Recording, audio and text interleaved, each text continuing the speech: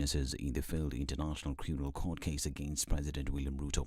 In June this year, both the prosecution and defense teams made their final submissions, leaving the matter in the hands of Trial Chamber 3 of the International Criminal Court, which was yet to deliver a verdict on Gicheru's fate. In his submissions, Gicheru asked the court to dismiss the case against him, while the prosecution has called for the guilty verdict on all the 8 counts that the lawyer faces. We continue to monitor this story and will be bringing you the latest in a subsequent news bulletin or when the information gets to us. Now, President William Ruto flagged off 20,000 bags of rice, 20,000 bags of beans, assorted animal feeds to areas facing severe drought. This comes after the drought condition in the country has continued to deteriorate as several parts of the arid and semi-arid land remained relatively dry and sunny, with 20 out of 23 arid and semi-arid counties affected. The head of state flagged off the consignments to 23 most affected by famine and drought. We are here to flag off food. We have in these 50 trucks 20,000 bags of rice, 20,000 bags of beans, and assorted animal feed, together with cooking oil that will go to the various parts of our country that today are. According to President Ruto, the second consignment of food aid will be sent to the affected counties on Friday. Meanwhile, Deputy President Rigathi Gachagua is expected to lead an emergency security meeting following the attack in Turkana County. The meeting will bring together the 6 county governors who are suffering from cases of cattle theft, including West Pokot, Turkana, Baringo, Samburu, Laikipia, and Elgeyo Marakwet.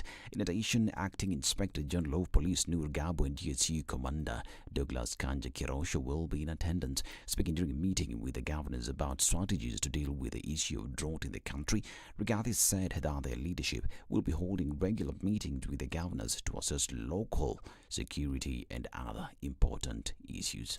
The governors from West Pokot, Turkana, Samburu, Laikipia, Baringo, Elgeyo Marakwet, we are inviting you for a meeting here at 8:30 to discuss the security situation in that part of the country. And going forward, we are going to work together, because it cannot be that governors have no say in security matters, yet they affect their own people. This is a new paradigm shift in our governance, that we want a concerted effort by all leaders. And if we do, I think things will get better. And President William Ruto has dismissed claims that he was working behind the scenes with former President Uhuru Kenyatta in his campaigns for the August 9th presidential elections, in which he emerged as the winner. Dr. Ruto termed as rumors and gossip allegations that Uhuru orchestrated a long con game in which he would pretend to support Azimio presidential candidate Raila Odinga, while in reality he was backing Ruto. Ruto further admitted that it was a difficult thing to hear his boss Uhuru Kenyatta declare support for Odinga, but he had to accept the reality and move on. President Ruto was speaking in an interview with BBC News Africa. He further disclosed that despite the election outcome, he has been in communication with Kenyatta and Odinga, whom he described as his compatriots. The Supreme Court has proposed a raft of measures to further strengthen Kenya's electoral democracy in its detailed judgment of the 2022 presidential election petition, key among them the need to safeguard poll processes. The recommendations were relayed in a 133-page judgment in a summary delivered on September 5th, when the Supreme Court upheld President William Ruto's election, dismissing a petition filed by his chief rival Raila Odinga and other petitioners. The court outlined 7 key interventions needed to further entrench the independence of the Electoral Commission, including the protection of elections technology. In addition to securing the integrity of the election technology by restricting access to staff of the Independent Electoral Boundaries Commission, the Supreme Court advised the Electoral Commission to ensure servers supporting the elections are distinct from those running day-to-day internal affairs. The 7-judge bench, led by Chief Justice Martha Koome, noted that the separation of electoral processes from the IEBC's internal affairs would safeguard the Commission from suits that may arise for breaches of third-party agreements, which may be violated during scrutiny of elections. This is News Web. Dennis Aseda. I'll be back in an hour. Good morning.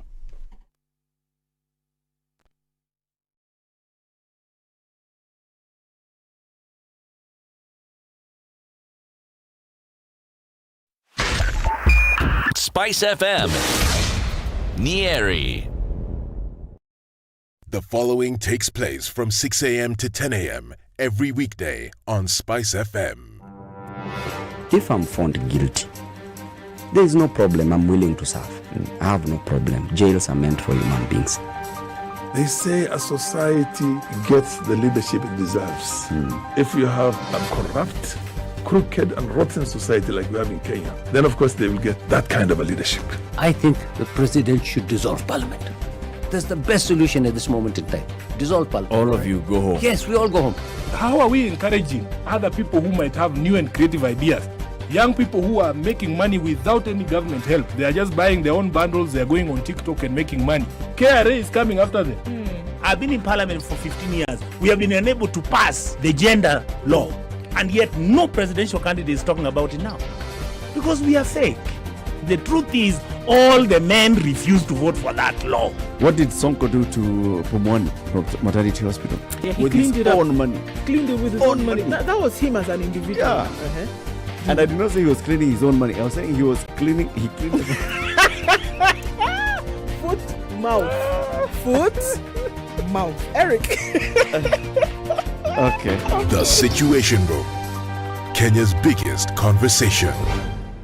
It starts, it's Tuesday, and we're looking at traffic building up in certain parts of the city already. Coming off of Langata Road, looks like it might be a problem today. It's slow traffic going out towards Aerodrome. Jogger Road is already bumper to bumper all the way to the roundabout at the City Stadium.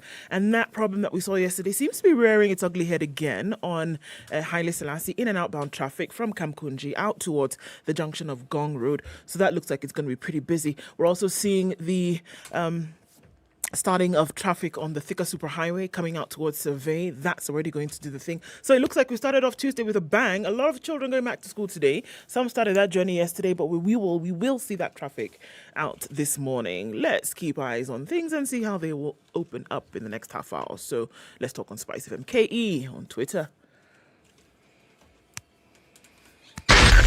SpiceFM, Nakuru.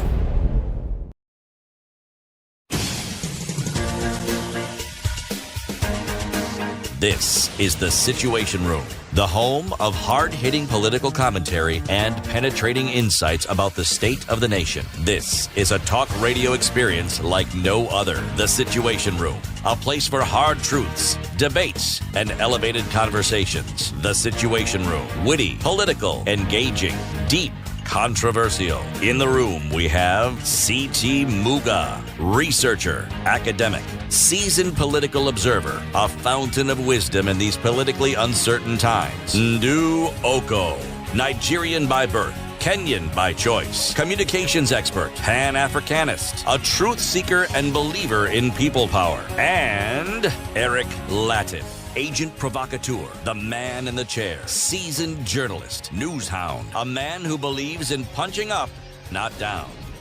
This is The Situation Room, the only way to start your day. 27th of September. Hiya.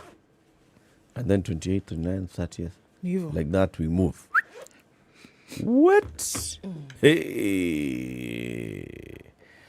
Masiku yanasonga bwana. Masiku yanasonga. Sana. Hujambo dada udu. Sijambo bibi. Uko salama. Sikuwa sikia baridi. But, you know, we need to actually do something about. We put a hidden camera in here. And see who does the thing. And see who does this thing. Money has been poured. Or not poured. Someone is out to finish us. It's true. It's like they want to finish us. Our political detractors are holding night meetings just to get us frozen to death in the morning. And evidently we have refused to freeze to death. Yeah. We have declined the offer.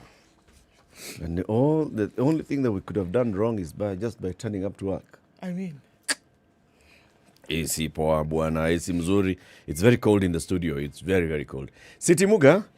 Yes, Eric Latif. How you doing? Very well, thank you, sir. How was your Monday? Good. Was your Monday mundane? Monday ilikuwa mzuri kabisa. Ilikuwa mundane. Ilikuwa sawa? Breedy mingi. But you know, it's not as cold as it was a while back.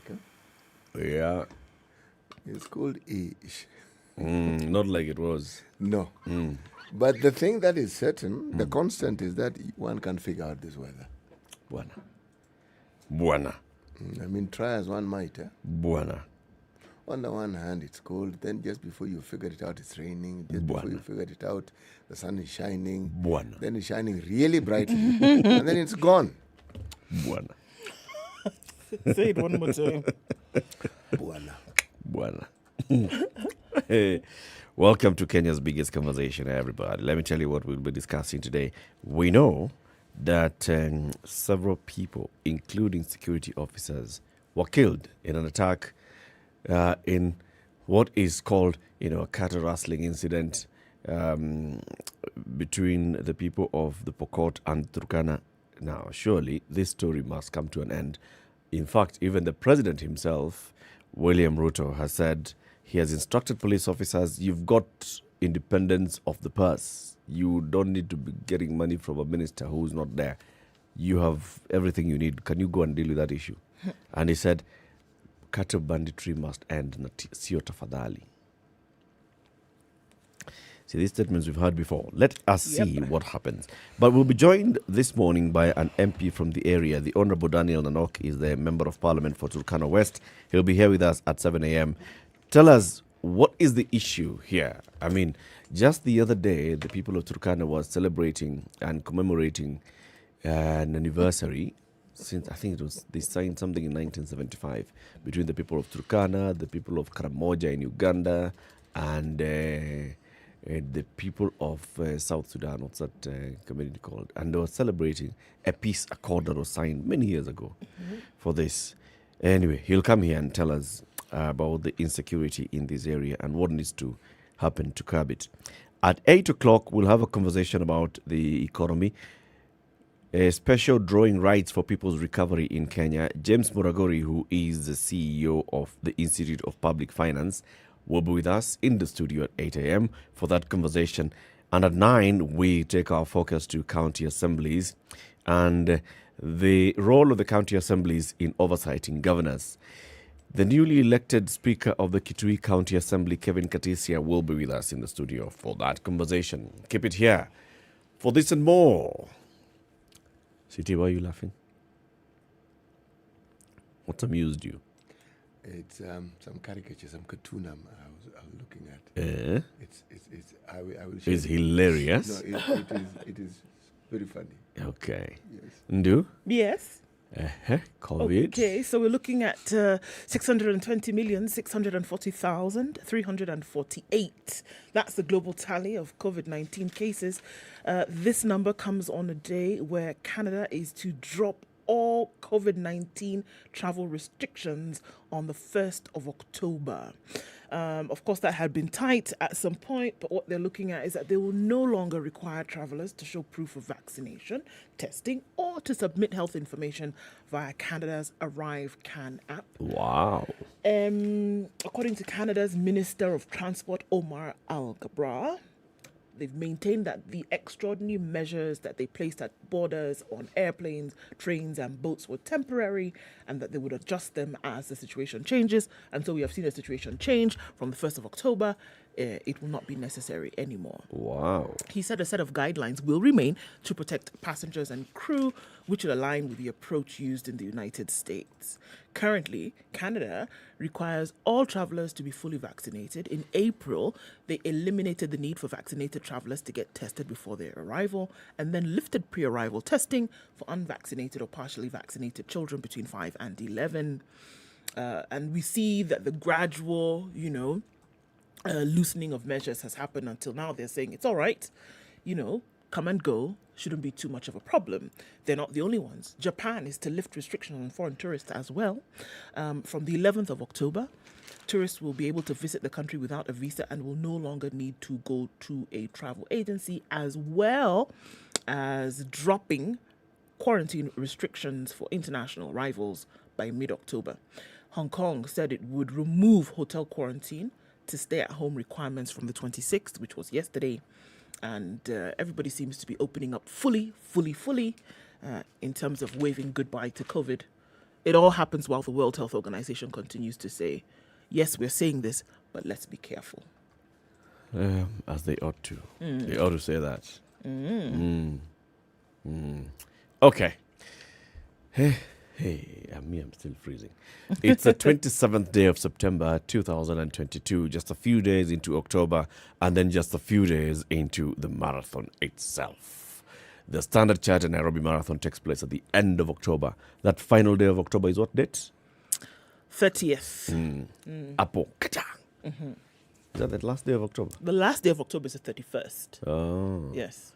The last Sunday of October. Yes. Let's just put it that way.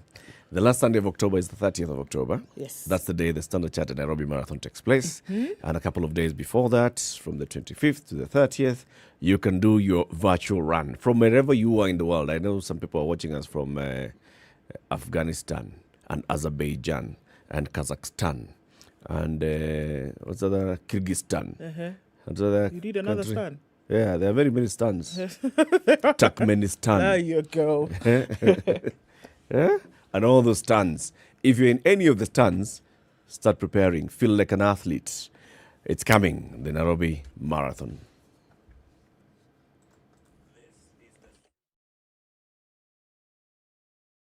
This is the Situation Room, the only way to start your day. The adults in the room. He's promiscuous or he's polygamous. We need to get over ourselves. So I should always know the man that marries me, I know there'll be other women. Yes. The relationship you have with yourself is the foundation of the relationships you will have with other people. Things that we never talk about. 3 things. Stop, breathe, and relax. Whether it is matters of the heart, finances, or work that's weighing on your mind, worry not. Tune in to Adults in the Room every Monday to Friday from 7 p.m. to 10 p.m. The adults in the room will help you stay winning. Only on 94.4 Cloudy Spice FM. conditions in Nairobi this morning at 15, highs of 26 and lows of 14. It's 13 and clear in Nakuru. It'll go to highs of 26 and lows of 12. Light rain in Nyeri this morning at 14, highs of 24 and lows of 10. And we're looking at clear conditions at 11 in Eldoret, go to highs of 24 and down to lows of 11. 23 and raining in Mombasa this morning, highs of 29 and lows of 23.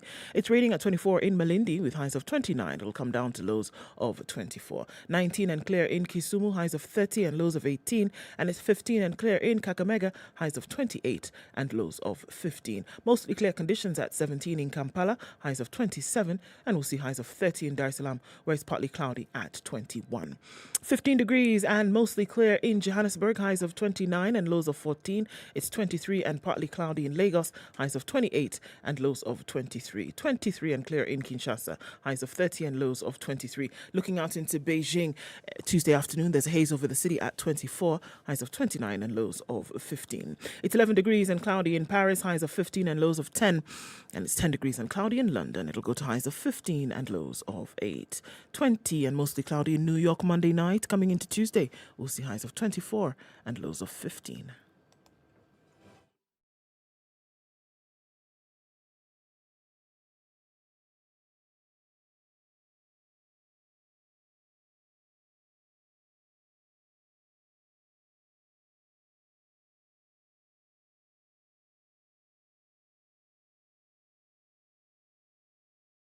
Mature, intelligent talk every morning. Spice up yourself.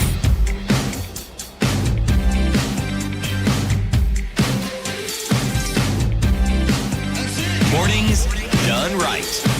94.4 Spice FM, Nairobi. And online. Yes. Yegon Hussein says, wherever you are, catch the show live, even in where?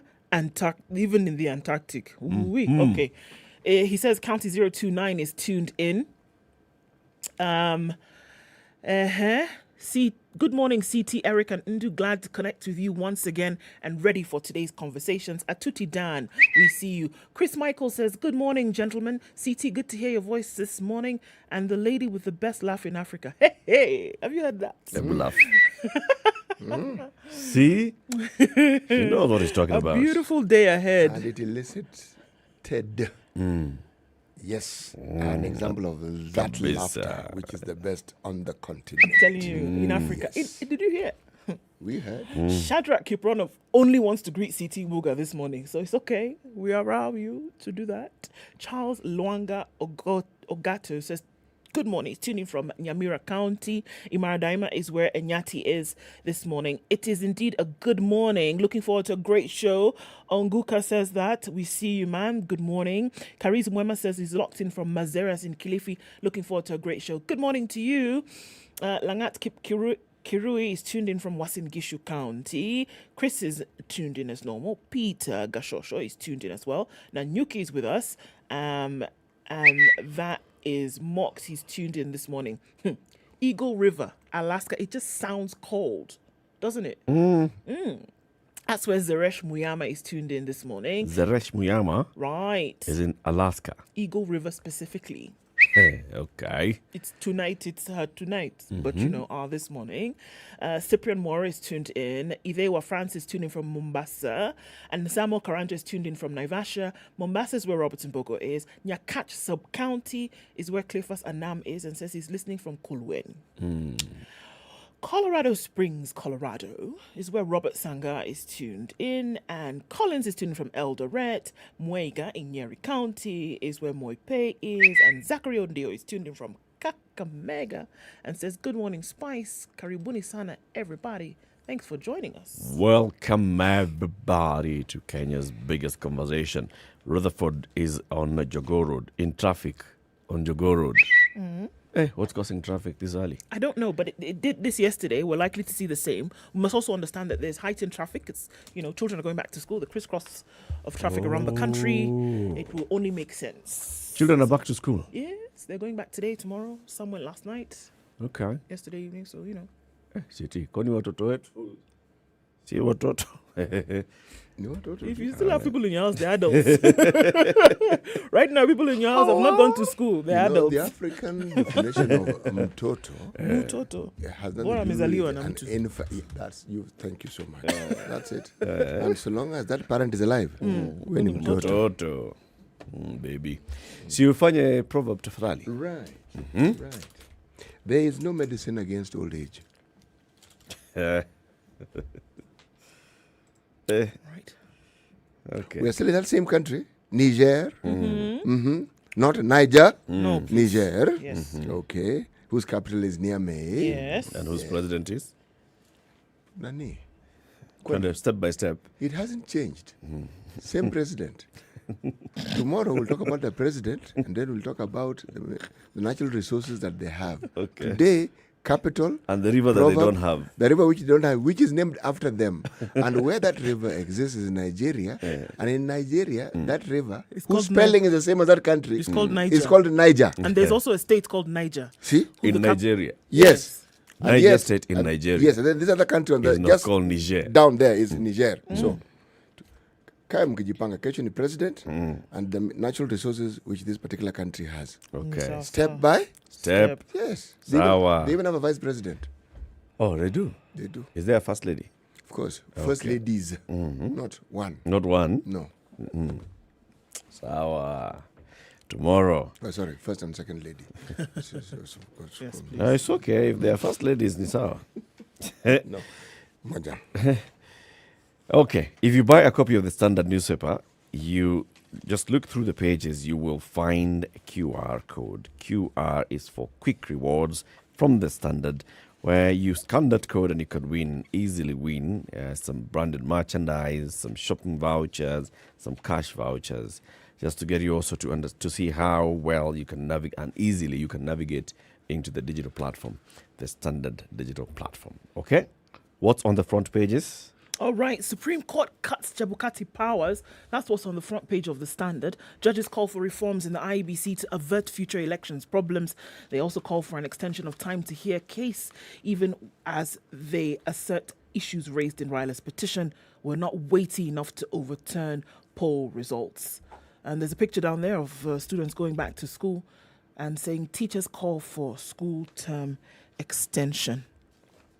Front page of the Daily, Daily Nation, how Ruto won, use of forgeries to dispute election results, failure to prove ballot stuffing claims, and a vote recount that reflected the tally by the Electoral Commission undermined the petition challenging the election of Dr. William Ruto as president, judges say, as Azimio in subdued protest at the gates of the IEBC yesterday on the indictment of IEBC Deputy CEO Ruth Kulundu. Oh, yeah. Okay. That is the nation. That is the nation. The Star. Jitters in Musalia camp as job deadline lapses.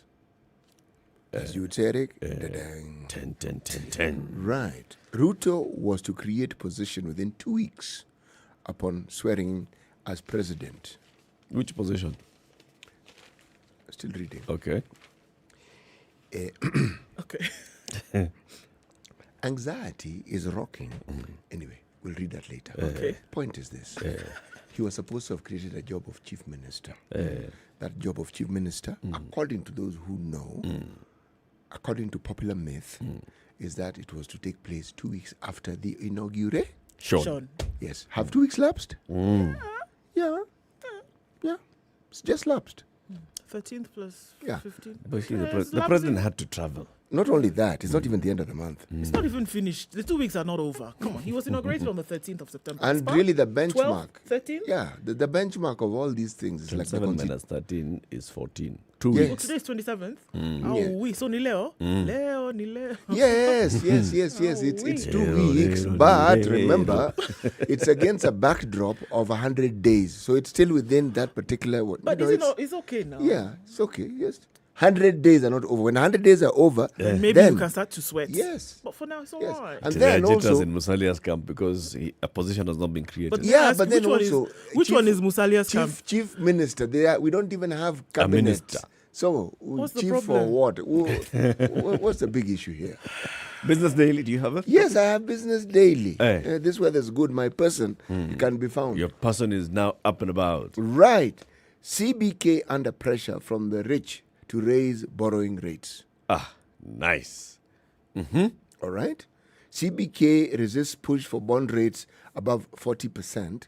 Costly bid worth 66.8 billion rejected since July. But more to come as we look into the details. That's the headline. Okay. And then, yes. That's all, eh? Not the East Africa. You don't have the East I Africa. have the East Africa. You have it. Oh, wow. What do you mean, do I have the East Africa? For this week, boss. Yes. What do you mean, do I have the East Africa? For this week. For this week. Do birds fly? Which ones? For this week. Yes, for this week. Okay. This is for this week. Total. Uganda defy EU on oil projects. Oil major CEO is headed to Brussels on October the 10th for do or die talks as heavy equipment arrive at the port of Mombasa and project details publicized. 10. Yes, and you think it's just County 49. Yes. County ni mingi. Yes. County ni mingi. Sana. Hiya. Wow. Tell us about the headline in the Standard before we take a break. All right. So this Supreme Court cuts the powers of Chebukati. We know that the full ruling was given yesterday, but let's look at that. Supreme Court retains hot air, wild goose chase claims in verdict. The Supreme Court of Kenya reiterated its hot air, wild goose chase and red herring findings in its detailed judgment affirming President William Ruto's electoral win. In the full judgment delivered yesterday, Supreme Court judges did not relent in view of the ensuing criticism that they were unnecessarily harsh in their initial summarized judgment issued earlier this month. While maintaining the word and substance of their summarized judgment, the judges went on to characterize the petitioners as sloppy on all their claims. The Form 34A for Gasharaigu Primary School, which was sensationally presented by Julie Soweto, advocate, to show that one, Jose Camargo accessed the RTS and interfered with the result contained therein, turned out to be no more than hot air, and we were taken on a wild goose chase that yielded nothing but probative value. The judgment released yesterday reads, the judges maintain that the evidence adduced by the Azimio lawyers, including one by Celestine Opio, to show staging of the results was, upon analysis and in its totality, most wanting in value, and did not point to any staging of Forms 34As as alleged. The IEBC Commissioner Justice Nyangaya's evidence on opaque results was declared to be of no probative value and unhelpful to the petitioners. On the face of the false evidence adduced, the judges were brutal, declaring that some of the allegations on hacking, dumping, and infiltration of the system did not require their attention at all. The purported evidence of Celestine Opio and Arnold Oginga, sworn in their respective affidavits, was not only inadmissible, but was also unacceptable. Why? Did they give reason why those things were inadmissible and unacceptable? They said that they did not show enough evidence. It's saying that enough evidence was not presented, and that whatever evidence was presented was inadmissible. It was inadmissible in its form and shape. You know the thing that I find particularly interesting, now speaking purely as a layman and a fully paid conspiracy theorist, is that in all these matters regarding the Supreme Court judgment and the pronouncements of it, it's like the Azimio side, with all the legal minds that were there, the conclusion seems to have been that those individuals were not able to either understand or master adequate evidence to meet the threshold that keeps being referred to.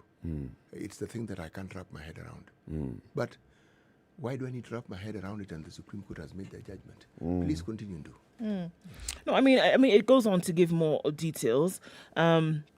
Former anti-graft czar John Githongo bore the brunt of the utterly disappointed judges.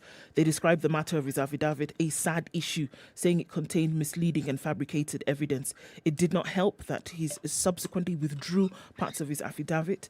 Obviously, neither the withdrawal of the logs nor the explanation thereof are acceptable and amount to outright dishonesty, is what they called it. They dismissed petitioners' claim on voter suppression, reminding them that in general, this year's elections recorded one of the lowest turnouts since the reintroduction of multi-party politics 30 years ago. Finally, the court revisited the public criticism of a decision. The judges said they would not be cowed, as they understand very well that a determination of any matter by a court of law can never be in favor of both sides. While a party or its counsel may understandably be aggrieved by a decision of the court, it does not help or take away such grief by resorting to insults or vitriolic attacks on courts. On the court. Yeah, on that bit is actually an important one. The court is an arbiter. You come in, you don't like it, it's okay. You don't like it, it's fine, right? There are very many other issues. In fact, the story is also covered on page 4 and 5 of the Standard, where they're even looking at the 11,000 polling stations where the petitioners had alleged that the Forms 34A were held in abeyance for manipulation before being uploaded to the IEBC's online portal. And the judges were saying, the illustration of how a document which is handwritten and with signatures could be downloaded, amended, and re-uploaded was not believable. The scrutiny exercise put this postulation beyond argument. They added that to alter votes in the manner alleged by the petitioners would require man or machine in the middle to have had agents in all the 11,000 polling stations where it's alleged that these forms were being held in abeyance for manipulation. This is almost a technological impossibility. The claims of access to the RTS, that's the result transmission system, to interfere with the forms, and that 11,000 Forms 34 were affected by staging were not proved, and they remained just mere allegations. And on they went, and the judges have gone. So yeah, it will be interesting to see in the next couple of years, as this judgment then is being scrutinized and being understood in detail, what exactly it says. But there's the beat, which is the headline of the Standard, on Chebukati being trimmed of his powers, which we'll look at shortly also. What exactly did they say about the chairperson, the commissioners, and their role in tallying? 26 minutes to 7, Kenya's biggest conversation takes this quick break to take a look at the traffic and see what's happening on the roads. County 49, you said, City. Yeah. Episode what is out now? 4. Yes. Drama galore. Proper. Galore. Proper. You know, this is the beauty of drama, especially when it's in the format that we see it on Showmax. It more or less encapsulates what would in everyday life take a long period of time in just, say, an hour. And you've captured maybe 3 years. 3 years. Yes, even 4 years. But in 1 hour. But or the other way around. Yes. Where this series is actually capturing an entire day, just one day. Yes. over various episodes. Precisely. And the episodes are symptomatic of what, not only what is to come, but what happened, because the present is actually, should we say, a testimony of the past. Yeah. But it also gives you a peek preview of what is going to happen in the future. Yes. And I think it makes a lot of sense when you're a Kenyan, because the issues surrounding our electoral offices and those who govern us is an issue that at best is simmering. A lot of people who are voted in positions of authority do not meet the master and do not deliver the things that they promised they would, or the things that the citizenry expect them to deliver. Now, this is history. Present, we have to wait and see. We will wait and see. Yes. This is the Situation Room, the only way to start your day.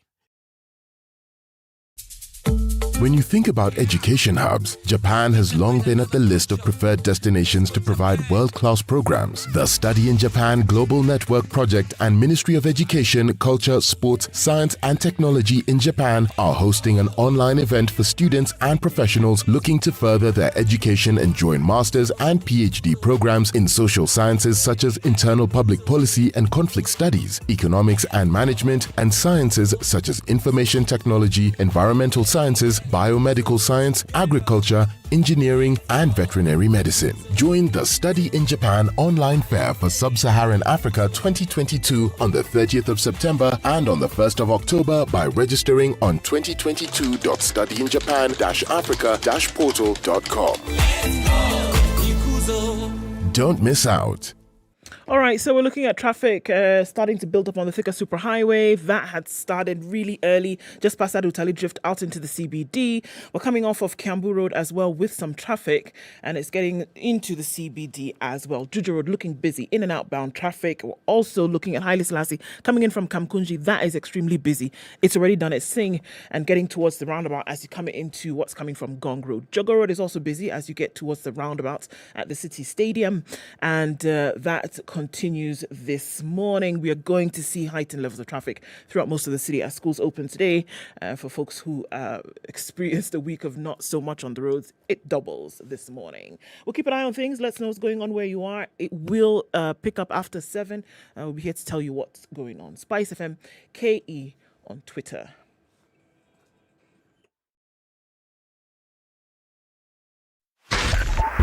.5 Spice FM, Kisumu. Mature, intelligent talk every morning. Spice up yourself.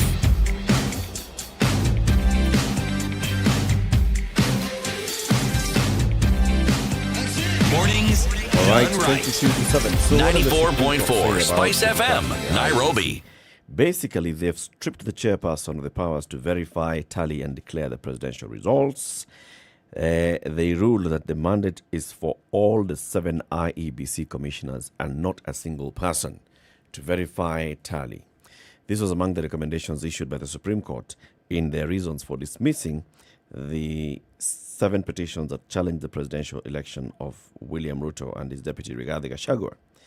They said the chairperson does not have executive, special, or extraordinary powers with regard to the tallying or verification of results. That mandate of tallying and verification of votes is vested in the commission. The chairperson cannot exclude any commissioner.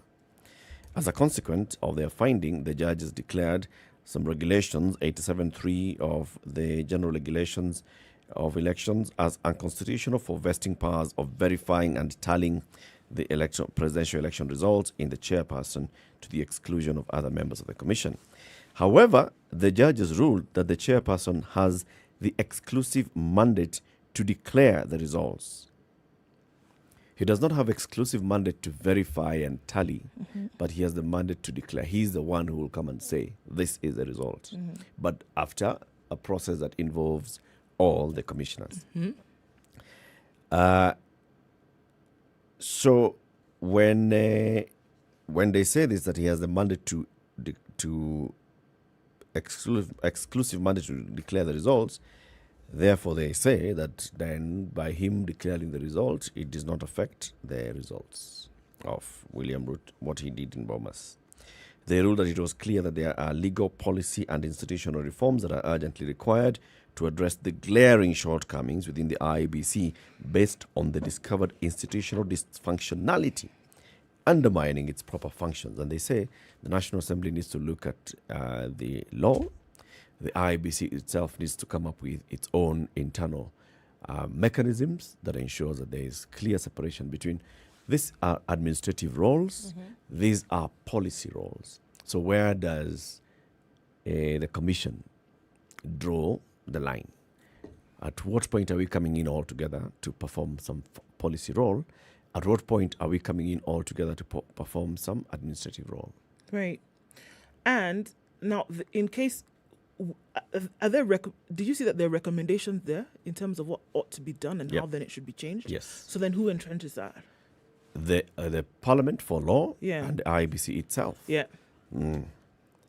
They say the IEBC ought to effect formal internal guidelines that clearly delineate the policy, strategy, and oversight responsibility of the chairperson and the commissioners, and also develop institutionalized guidelines on how to manage the separation of administrative and policy domains. On election technology, they recommend that the Commission should restrict access to the servers supporting the transmission and storage of the forms to its staff only. So don't let other external people have access to this technology at this point of elections. Yeah. They also say, then also separate, when you're running an election, don't have your own other things on the same server. SG payroll is in the server. It should be separate. HR policy, separate them. So when the court comes and says we'd like to see this, you can clearly and easily give us a mirror of that. Recommendations from the Supreme Court. We're moving ahead. Step every time we have these issues, we have a moving a step. The Cherera 4, by doing what they did, they have led to now this issue being raised. So do we have a role to play at Bomas, or do we not have a role to play at Bomas? Do we have to sit down and sign somewhere so that it moves, or do we not have? So the next thing that we expect the IBC to do is clarify all this and the law itself, step by step. City, I think it's a good time now for you to tell us about the rich also crying to the CBK. Well, talking of drama. Yeah. All right. Now, this is what the article that has been written by a gentleman by the name of Otiato Guguyu. Okay. Wealthy investors and financiers, such as banks and pension schemes, are putting pressure on the Central Bank of Kenya to increase the cost of government borrowing as global hikes in lending rates make local assets less attractive. Explains further. Investors are unwilling to lend the government billions of shillings in a push for higher interest rates, signaling a funding headache that awaits the new administration. But the CBK has resisted efforts to push bonds rates above 14% mark, which will reward investors while making it costly for the Treasury to borrow, amidst risk of commercial banks' lending rates, which could also spike. One thing will lead to the other. Yes. Consequences. Since July this year, the CBK has borrowed 93.2 billion shillings in bonds. Since July. We're only in September. Yes, just July, August. 2 months. It's just 2 months. 93 billion. Billion. All right. Shillings. Which is 58.2% of the 160 billion sought by the government. Okay? The CBK may have to accept higher price bids if it is to improve the performance rate of bond issuances going forward, analysts warn. Expectations on high inflation, coupled with the sovereign's preference for local deficit financing, continues to boost interest rates. Now,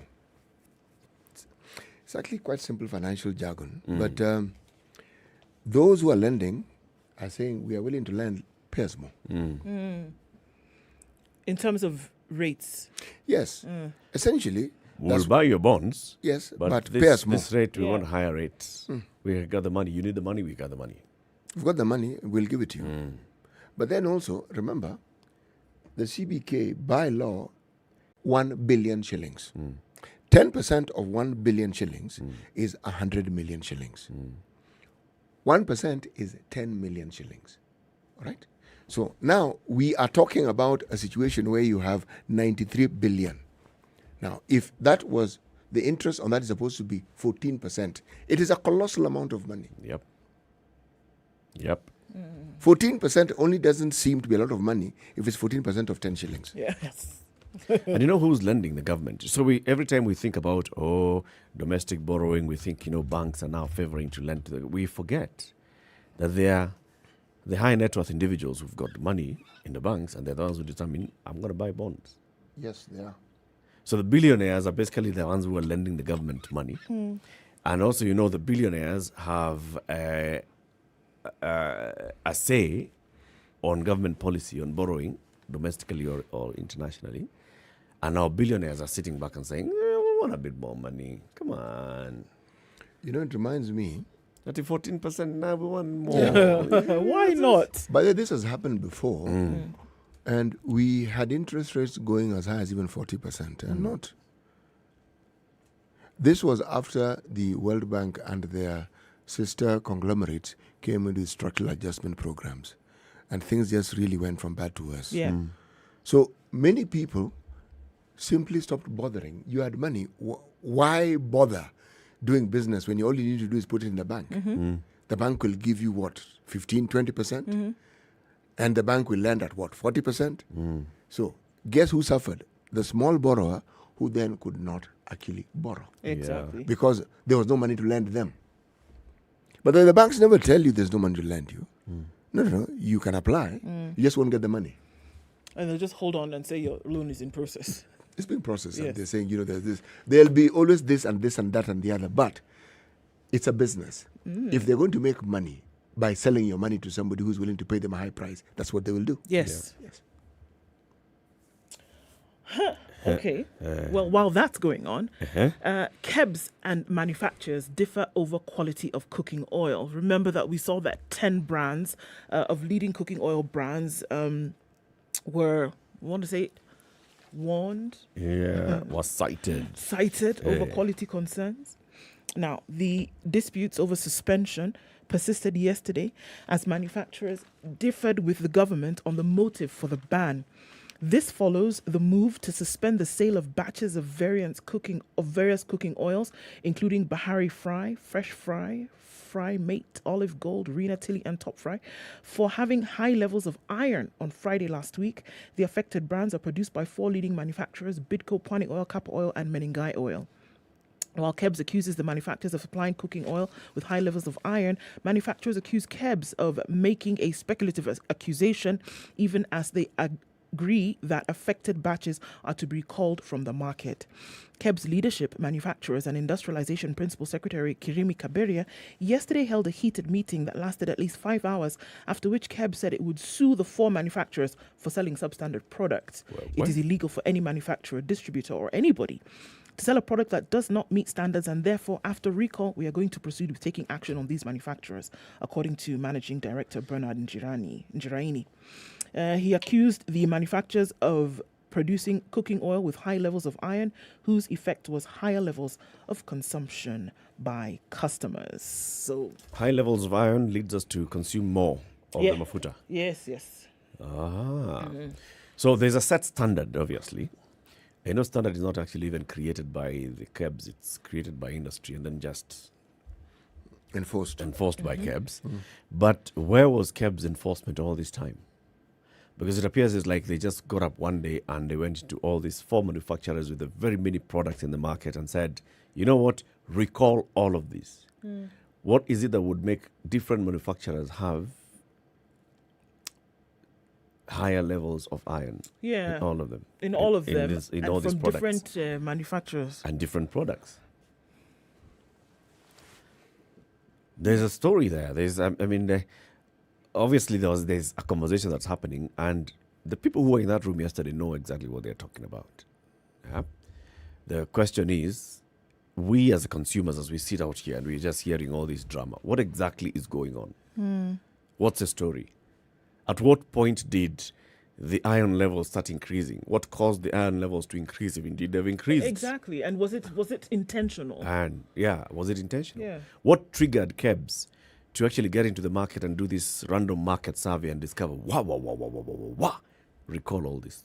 I think they do perform those random checks. It's not that they started with this particular, but sometimes these are subject to whistleblowing. Mm-hmm.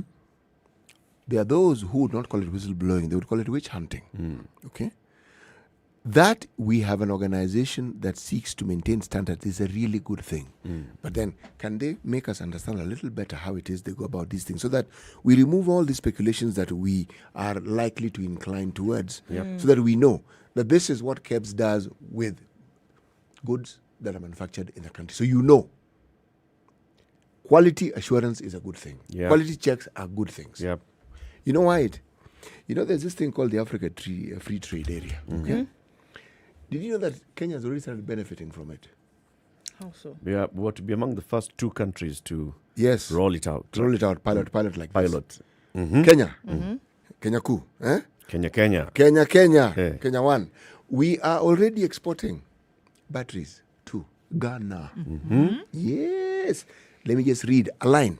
Kenya has shipped its first consignment of locally manufactured batteries to Ghana 2 months after it was picked among 7 countries to pilot the continental free trade area that seeks to unlock the movement of goods and services in Africa. All right. This is against a backdrop of the discussions that, remember, we held with the UK regarding similar arrangements. The US has been having similar trade discussions. There have been news that the US has now overtaken Uganda when it comes to the sort of trading that we do with them.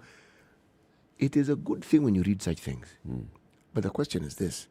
You see, when you talk of standards, this is what caught my attention. That means that whatever we are manufacturing has to meet international standards. Now, a problem here, though, sometimes for export it meets the standards, but what about for local consumption? Does it also have the same standards? Do we also get supplied the same standards as those that are demanded by the external market? Yes, that would be my question. Aye. It's a temporary suspension on 10 different brands of edible oils from how many from 4 companies? Manufacturers. 4 manufacturers. Yeah. They've been manufacturing all along. Yes. Suddenly there's this halt.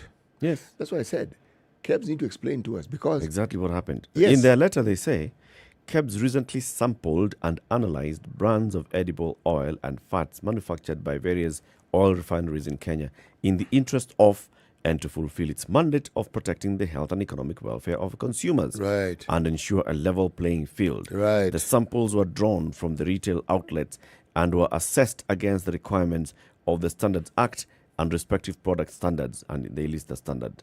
The purpose of this letter is to bring to your attention the below listed brands of non-compliant edible oils and fats that failed to meet the requirements of the standards, and to request the office of the CEO of the Retail Traders Association of Kenya to notify the members to recall these brands and remove them from the supply chain from the outlets across the country. Basically, just recall all these brands. 10 different brands, and these are big brands: Bahari Fry, Fresh Fry, Fry Mates, Golden Pure Olive, Postman, Rina, Salit, Tilly, Top Fry. They are top brands. Yes. Yeah. These are fast-moving consumer goods, and these are among the ones that move really fast. The thing is this, what they've said is inadequate. We need to understand more. And we need to understand how these standards are applied across board. Otherwise, it will look like a shakedown. Yeah. And you just don't understand exactly what's happened. No, you don't. And when you don't, then what you then are open to is speculation. Indeed. Let's go to Karen and what happened last night in Karen. Lawyer Paul Gishero was found dead at his home in Karen last night. Cause of death yet to be established. Now, this is some news that was breaking last night. Remember, the man was a suspect at the ICC. Gishero was found dead at his home in Karen. Police say Gishero was found dead with a cause of death yet to be known. He had had late lunch and he felt unwell and went to bed but did not wake up. Police say he was found unresponsive at about 7 p.m. His son too collapsed and was taken to Karen Hospital in stable condition.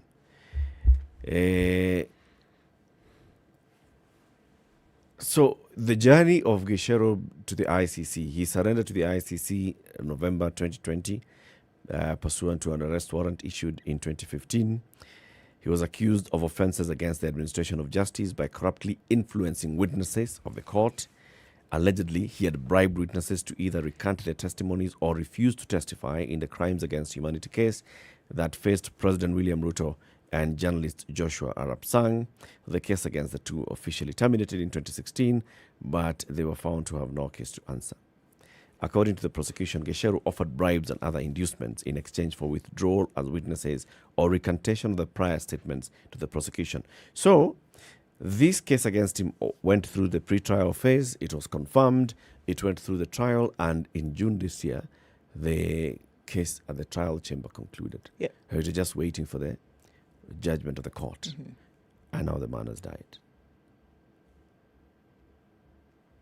Remember, though, throughout this period, he was saying that he was unwell. Yes. Even when he was at The Hague, he was saying that he was unwell and he was requesting to be released. And that's part of the reason why he was released from the court and allowed to travel back home, of course, with travel restrictions. With travel restrictions, and I believe also at the time when he presented himself to The Hague initially, his wife knew that he had traveled to the Netherlands for medical care.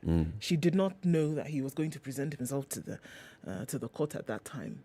So the issue of being unwell has been weaved through the story, from the very beginning of it. Yep.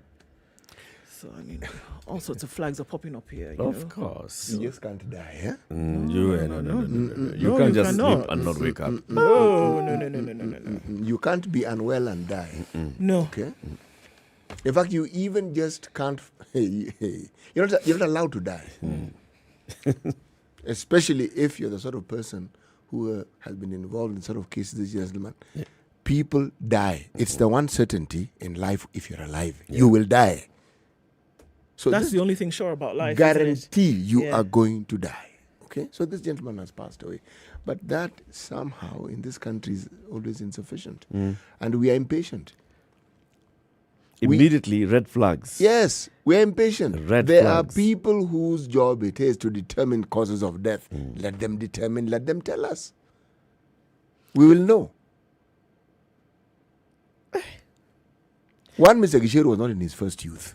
Okay? When you acquire a certain vintage, along with it comes other ailments that you didn't ask for, but you may have contributed to having all along. You just didn't know. Yep.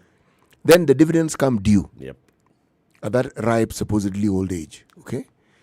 And sometimes it is even a ripe old age. Diseases are part and parcel of the way we live. People fall sick. Some live, some die. Some are unwell for the longest time. So, perhaps, even as we learn to accept things and move on, can we learn to accept and wait for people who understand how these things happen to tell us what exactly happened to Mr. Gicheru? Okay?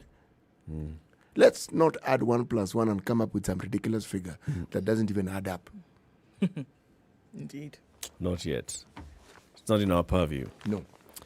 All right. In the next hour, we talk about insecurity around the Turkana and Pokot and the region of Baringo into Elgeyo Marakwet. What exactly is happening there? We know that police security officers were killed just the other day, and locals as well, local influential leaders. We'll have an MP, the Member of Parliament for Turkana West, the Honourable Daniel Nanok, will be here with us in the next hour. Remember, we are preparing for the Standard Charter Nairobi Marathon coming up on the 30th of October. Yes. Feel like an athlete, get up, walk around, run around, warm up, whatever you do. Get ready for the marathon. Move, 7 a.m.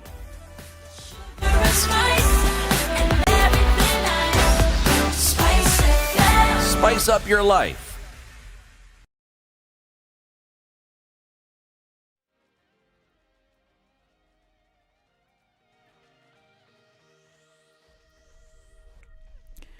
Good morning, this is Newswire. Dennis Aseto.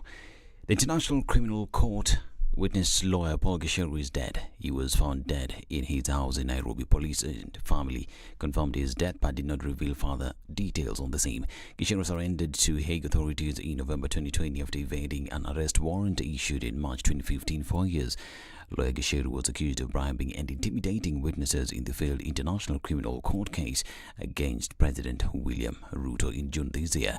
Both the prosecution and defense teams made their final submissions, leaving the matter in the hands of Trial Chamber 3 of the International Criminal Court, which was yet to deliver a verdict on Gisheru's fate. In his submissions, Gisheru asked the court to dismiss the case against him, while the prosecution has called for a guilty verdict on all 8 counts. The other lawyer faces to continue to follow up on this developing story, and we'll be bringing you the latest in our subsequent news bulletin or when the information gets to us. Now, President William Ruto flagged off 20,000 bags of rice, 20,000 bags of beans, assorted animal feeds to areas facing severe drought. This comes after the drought condition in the country has continued to deteriorate as several parts of the arid and semi-arid land remained relatively dry and sunny, with 20 out of 23 arid and semi-arid counties affected. The head of state flagged off the consignment to 23 counties most affected by famine and drought. We are here to flag off food. We have in these 50 trucks 20,000 bags of rice, 20,000 bags of beans. The head of state flagged off the consignment to 23 counties most affected by famine and drought. According to President Ruto, the second consignment of food aid would be sent to the affected counties on Friday. Now, Deputy President Rigathi Gachagua is expected to lead an emergency security meeting following the attack in Turkana County. The meeting will bring together the 6 county governors who are suffering from cases of cattle theft, including West Pokot, Turkana, Baringo, Samburu, Laikipia, and Elgeyo Marakwet. In addition, Acting Inspector General of Police Noor Gabo and GSU Commandant Douglas Kanjaki Rosho will be in attendance.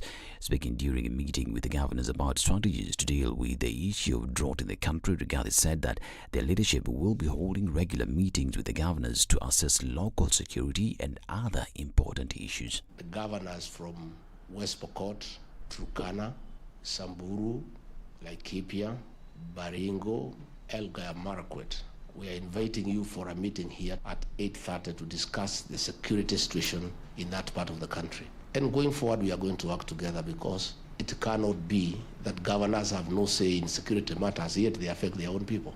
You know, this is a new paradigm shift in our governance that we want a concerted effort by all leaders. And if we do, I think things will get better.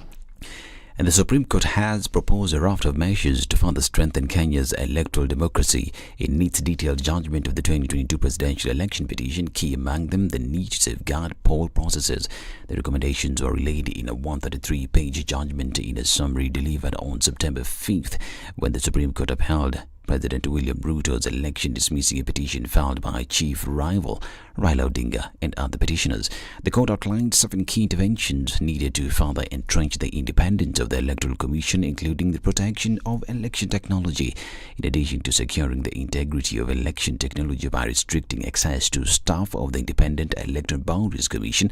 The Supreme Court advised the Electoral Commission to ensure servers supporting elections are distinct from those running day-to-day internal affairs. The 7-judge bench led by Chief Justice Martha Koome noted that the separation of electoral processes from IEBC's internal affairs would safeguard the Commission from suits that may arise for breaches of third-party agreements which may be violated during scrutiny of elections. And Nairobi County government has exempted freelance photographers and filmmakers from paying business permit fees. According to the Finance and Economic Planning County Executive Lawrence Wambua, all photographers and filmmakers have been granted a waiver. Governor Johnson Sakaja had last week stated that the abolishment of the laws would stop harassment of traders and creativity by City Hall officials. Creatives, especially photographers and videographers, have for long been engaged in a tussle with county officials over requirements to be allowed to shoot in the capital. This is News Web. Dennis Azeda. Good morning.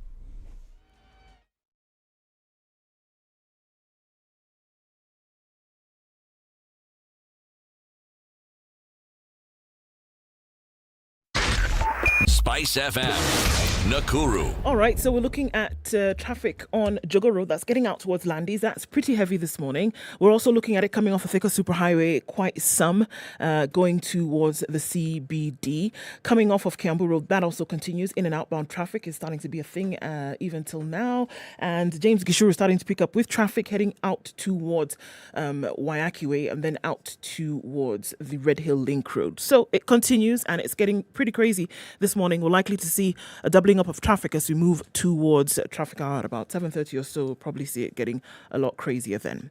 SpiceFM KE on Twitter, that's how you can get to us. Let us know what it looks like, where you are, and hopefully nothing will go out of whack, but just in case it does, share so that we can share alternate routes as well.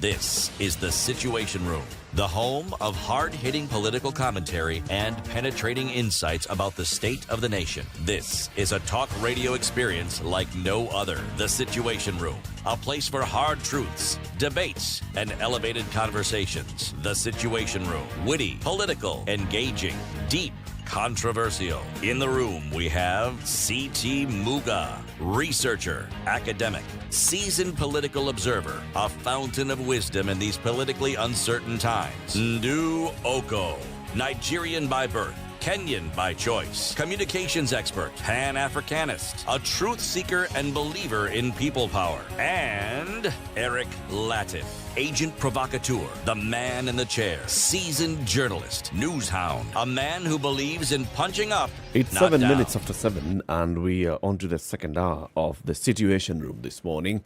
It's Eric, Ndu, and C.T. Muga on the 27th day of September 2022. We are live on SpiceFM. We are also live on KTN Home. We live stream the show online on YouTube and Facebook and our website. We have a guest in the studio today. We want to talk about the insecurity up north in those counties. We have talked about this many times. West Pokot County, we have Baringo, Laikipia, Turkana. We keep talking about it. Elgeyo Marakwet County as well. We keep talking about this all the time. And we will not stop until the day there is lasting peace, until the day the children of these counties wake up from the warmth of their beds at home and walk to school and walk back home peacefully. City has the day's proverb before we welcome our guest to the studio. Yes, we are still in the country of Niger. Today's proverb is actually a very simple, straightforward one. There is no medicine against old age. There is no medicine against old age. Okay. The people of Niger consider old age to be what? Like an ailment. Well, they consider it to be something that is definitive and unavoidable, but they also recognize that there are many people who lament it. It's like they wish they didn't grow old, and yet you must grow old if you're alive. The only way you don't grow old is if you die young. There's no escaping old age. No, if you're alive, you can't escape it. You will get old. There's nothing you can take to keep you young for longer. You can remain youthful, you can remain strong, but you will get older. Yes. Inevitable. You will get older, and eventually you will die. Yes. Mheshimiwa Daniel Nanok is the MP for Turkana West. He is our guest in the Situation Room today. Good morning, Mheshimiwa. Good morning, Eric, and your team. Karibu sana to Kenya's biggest conversation. Welcome to the hot seat of the Situation Room. Pleasure being here. Congratulations on being re-elected by the people of Turkana West to represent them in the National Assembly. This is your what time? Your second, third? This is my third term, and I'm very grateful to the people of Turkana West for giving me 3 opportunities to serve them. Yes. You know, you're now in that small group of minorities in the National Assembly who have served 3 terms and more. It's luck, but it also speaks, I believe it speaks a lot about my service to my constituents and the country at large. So it's, we are a minority, yes, but we are there. You know, Mheshimiwa, it isn't luck. There are those who say, the harder I work, the luckier I get. You cannot be. How many people every 5-year cycle try to be MPs and just never get there? Once even. By the time you are a 3-term MP, there's something you've understood about your job, and the people of your constituency approve of you. And they approve of what you're doing, because it's not as though you are elected unopposed. There were other people who wanted the job as well. Oh, yes. Every time there have been other people, but they have opted to have you as opposed to the others. It is that opportunity that I'm grateful for by the people of Turkana West. Yes. Mheshimiwa, you come into the studio today not on good terms because of what's recently happened in your backyard. We have even heard in the news that the Deputy President is going to be holding an emergency meeting with the governors from the counties around, the 6 counties up north, because of spats of insecurity. The people of Kerio Valley, this is Elgeyo Marakwet, and West Pokot, people of Turkana, people of Baringo, people of Laikipia, people of Samburu, people of Marsabit as well, have not known peace for very, very many years. You cannot say that you have been there for the last 30 years and it has been peaceful throughout. I'm sure even during your tenure, you've had to deal with spats of insecurity over time. Let's begin from just a background of this. What causes this insecurity? We are told it's cattle rustling. Is it really? Thank you, Eric. And what causes this insecurity? Cattle rustling is the common name. It's the common description of the activity that has been with us for our lifetime. I was born into this lifestyle. And so sometimes people say this is a cultural practice, or that is how they describe it. Others, of course, say it's animal or livestock theft. There is a historical connection to this, for sure. Those years when there were no guns, and this would look like a passage of right. Stealing a goat or animals from your neighbors and replenishing yourself, restocking yourself after a hard drought which has decimated your livestock, with sticks and bows and spears. That is how far it goes back. But that is not what is happening now. It is very sophisticated. Actually, it decimates lots of lives. It impoverishes so much. And therefore, what is the problem? The problem is a mixture of issues. Can I say, maybe from a point of blame, and allow me to think freely on that one? Yep. Neglect. The people in the north, in the North Rift of Kenya, did not ask to become Kenyans. These boundaries that were drawn are the ones that brought us into Kenya, and so we're part of Kenya, and we belong to this country by virtue of Kenya's sovereignty defining their boundaries, and therefore us finding ourselves here. We could easily have been in Uganda or South Sudan or Ethiopia if the boundaries took us to those ends. So we are rightfully in Kenya. 59 years now since Kenya got independence.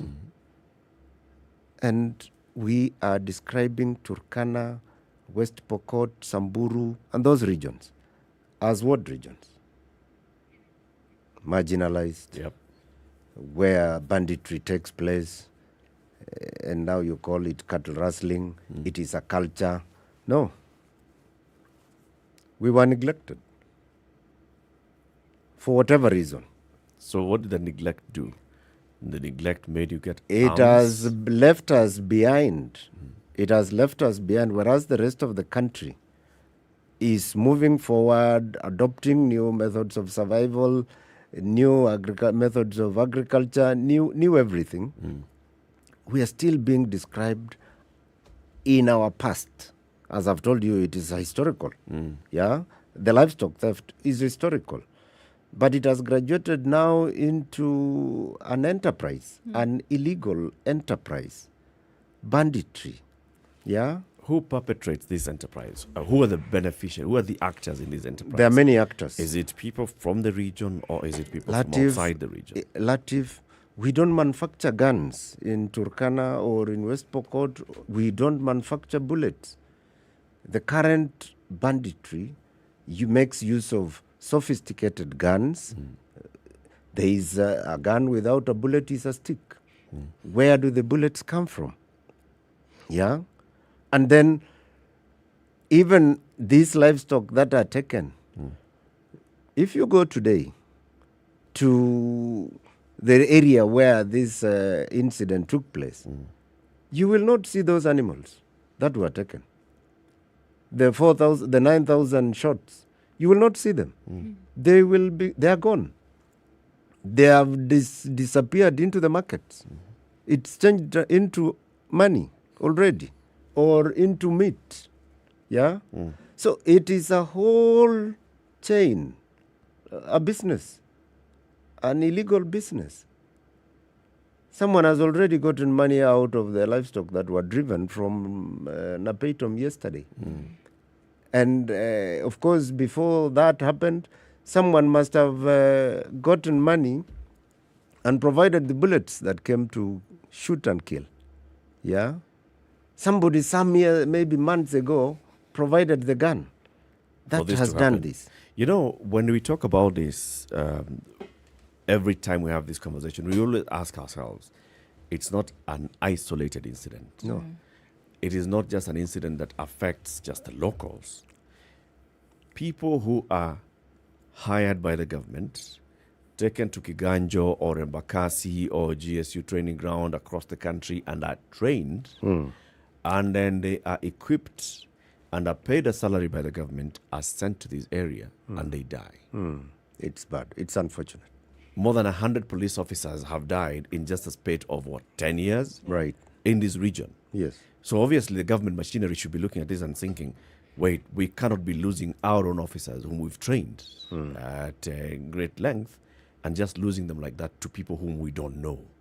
So I want to ask you, in your 15 years experience as a leader in the country, at the National Assembly, and even beyond that, before you got into Parliament, you must have asked yourself these questions as well and had occasion to talk to people whom you have asked this question. What is exactly going on in these counties?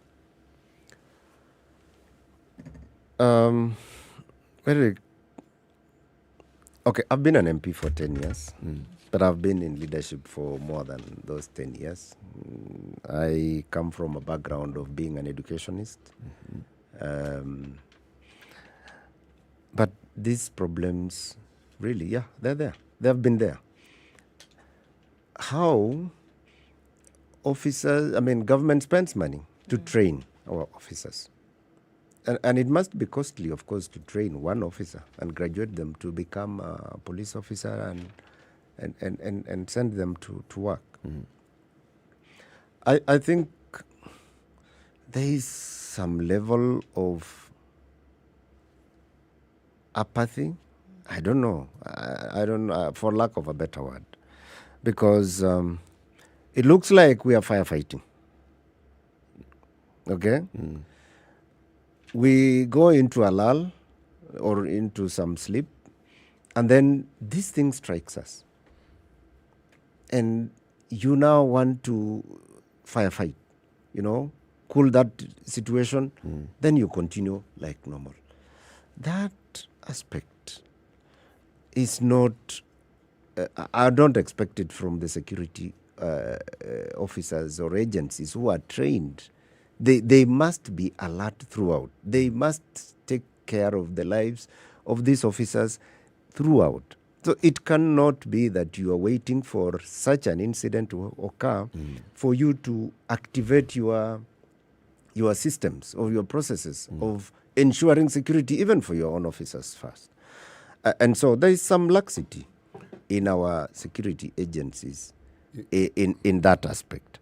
You know, But Eric, but that is, and Eric, maybe I don't want to discuss about our security agencies so much, more than the incident. Maybe that's These officers have lost their lives. That is, to me, a matter that has happened because of the banditry attack. Had there not been a banditry attack, these officers would still be there with us. Perhaps we should go further back. Are we going for a break? Not yet. Okay. You see, when Mheshimiwa talks about neglect, I think let's get granular about it. Northeastern, northwestern of this country, they've been neglected. Not, we think they have been neglected. It's like it was a deliberate neglect. What did it mean? They didn't have adequate schools. There were no roads. Basic amenities that most people in this country seem to enjoy, they didn't have. Up to now. Yes. These things up to now. If we're talking about in the 21st century, a tarmac road getting to Ajir, and we're talking about it with pride, it should be with shame. There are roads in this country that have been recarpeted and rebuilt, and yet these fellows never had that. These are Kenyans. Then you talk about the importance of education. You say you're an educator. Yeah. I'm also an educator. Thank you. Now, one of the things that education does, it gives you an opportunity to change because it opens your mind to possibilities. Now, the absence of it is what brings about and contributes significantly some of these problems we find in these areas. You will find that the two go toe in toe.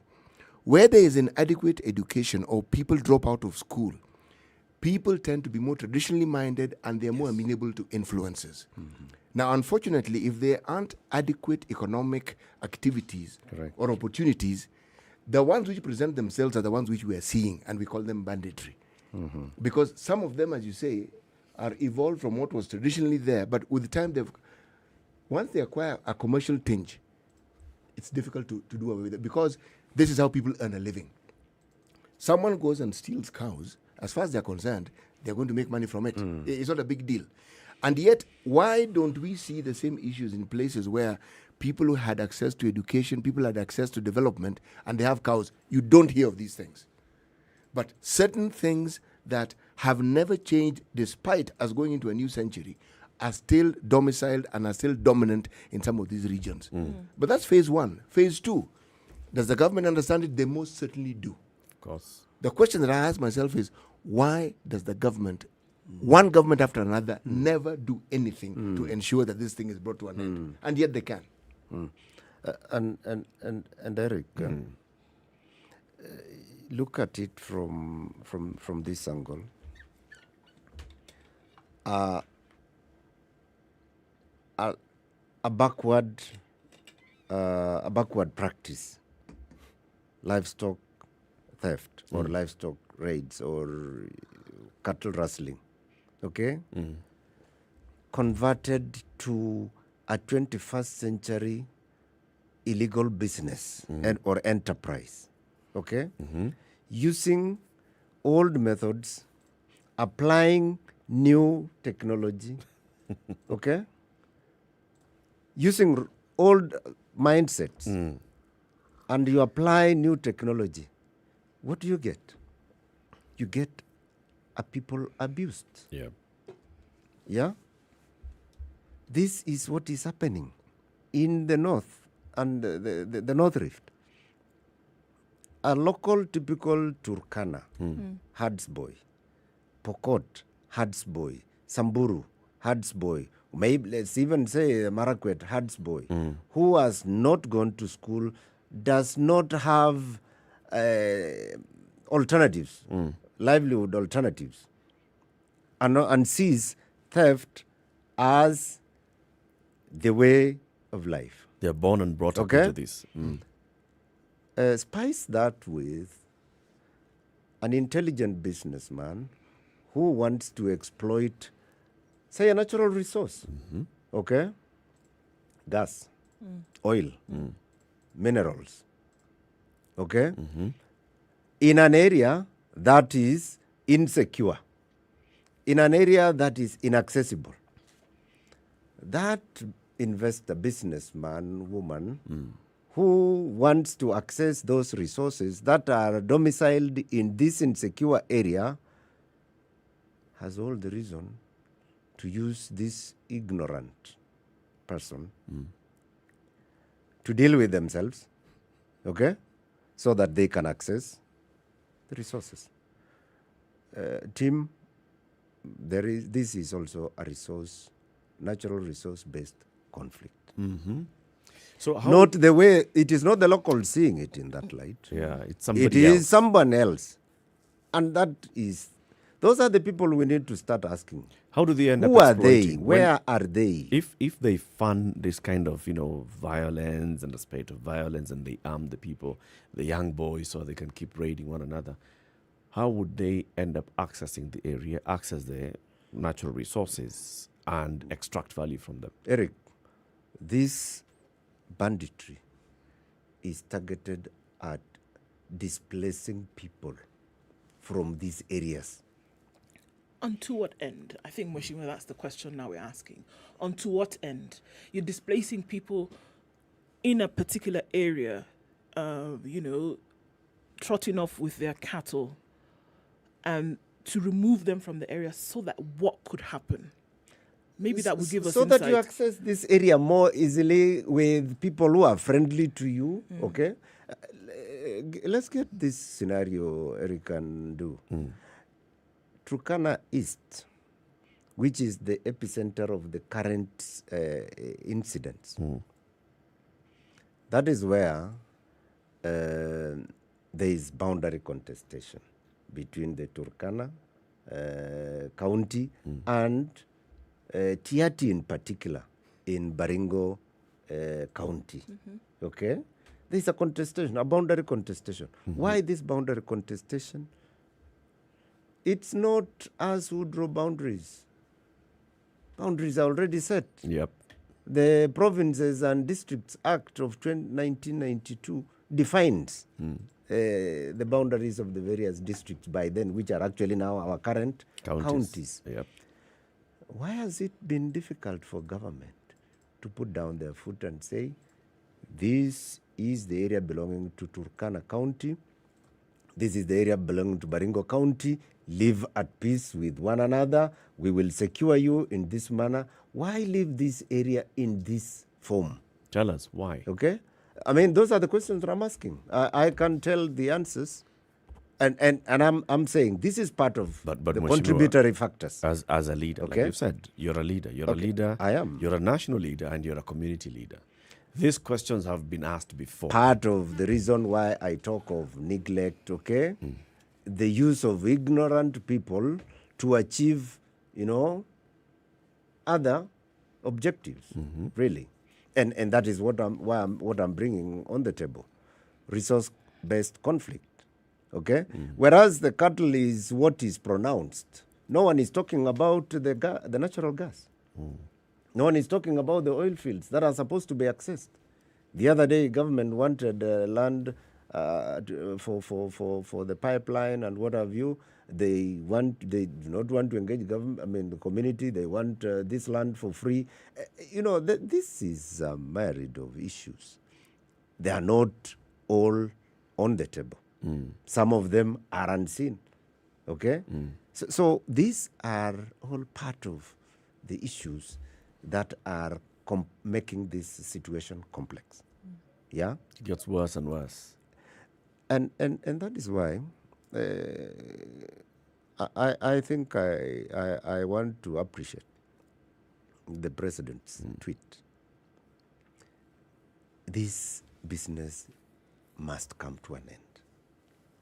And so, whatever it takes, however long it will take, government must focus now. Mheshimiwa, you talk about the people who would want to displace. And this has been happening for years. So surely the people on the ground must know who these people are. They must. But are we Let's take a break, uncomfortable to... Let's engage them. Yeah. Let's engage the people. Let's okay? take a break. You know what, Derek? Let's take a break, Mheshimiwa, so we can come back and continue nicely. It's 7:30. This is the Situation Room, Kenya's biggest conversation. On KTN, on SpiceFM, and online. Our guest, the Honorable Daniel Nanok, Member of Parliament for Turkana West. We are talking about the banditry attacks in Turkana, and also the insecurity in those counties. The Deputy President says he's going to be holding a meeting today with the governors and the leadership from these counties like Kipia, Baringo, Samburu, Turkana, West Pokot, Elgeyo Marakwet, to find out what exactly is happening and the lasting solution to this. And you're asking ourselves, so what would be that lasting solution?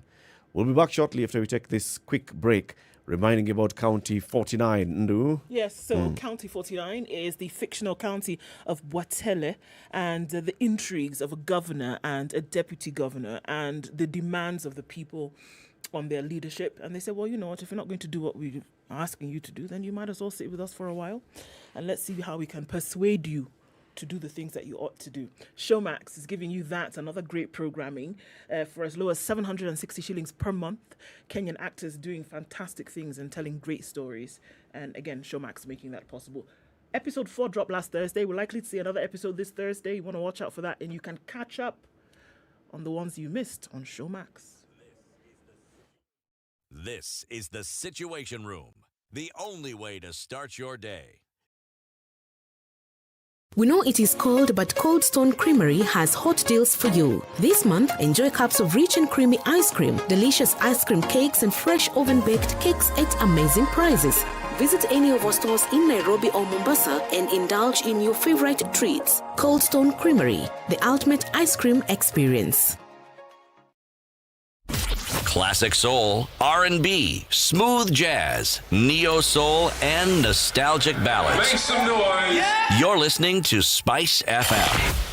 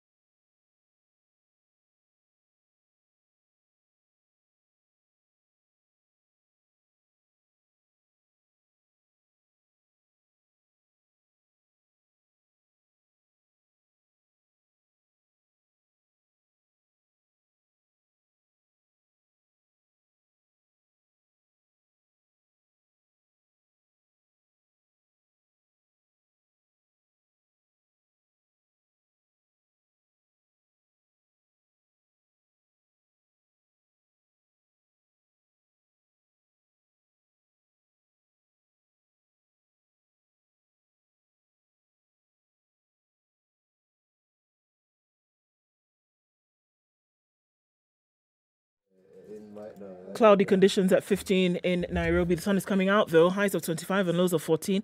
It's 14 and sunny in Nakuru. Highs of 25 and we'll see highs of 24.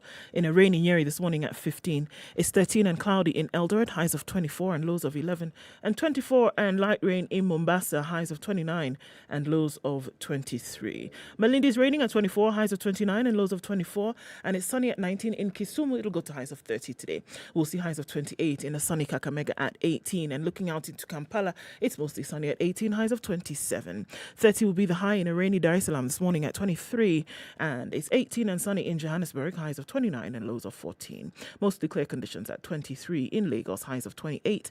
And we'll see highs of 30 in a clear Kinshasa at 22.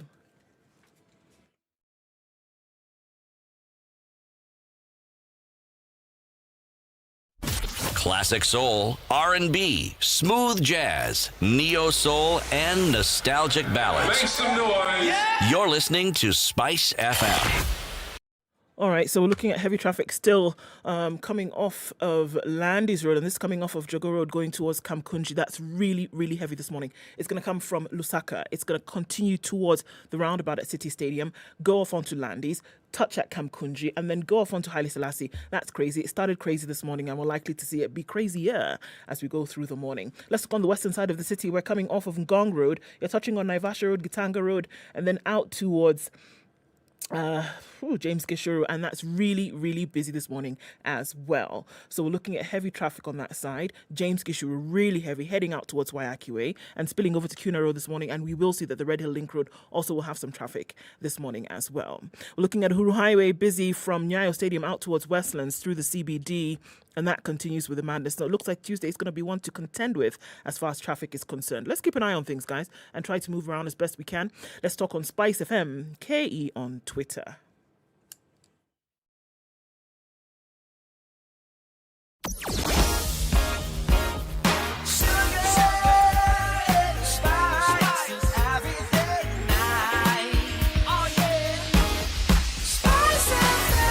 Spice up your life. Mature, intelligent talk every morning.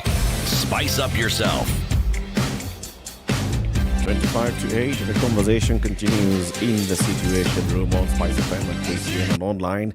In the room is Eric Latif, Ndu Oko, CT Muga, and the Honorable Daniel Nanok, MP, Turkana West. We're talking about insecurity in these counties of Turkana, Samburu, Laikipia, West Pokot, Elgeyo Marakwet, and where else? Baringo.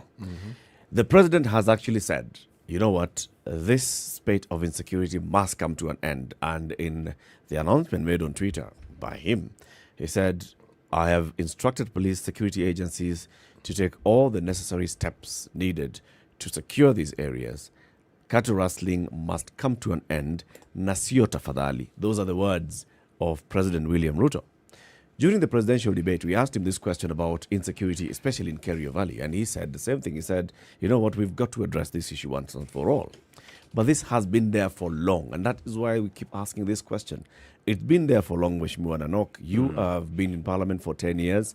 You have also interacted with leaders who've been in leadership from Turkana for very many years, from West Pokot for very many years, from Baringo, Elgeyo Marakwet. I mean, a president of this country served for 24 years. He's from Baringo. He was from Baringo.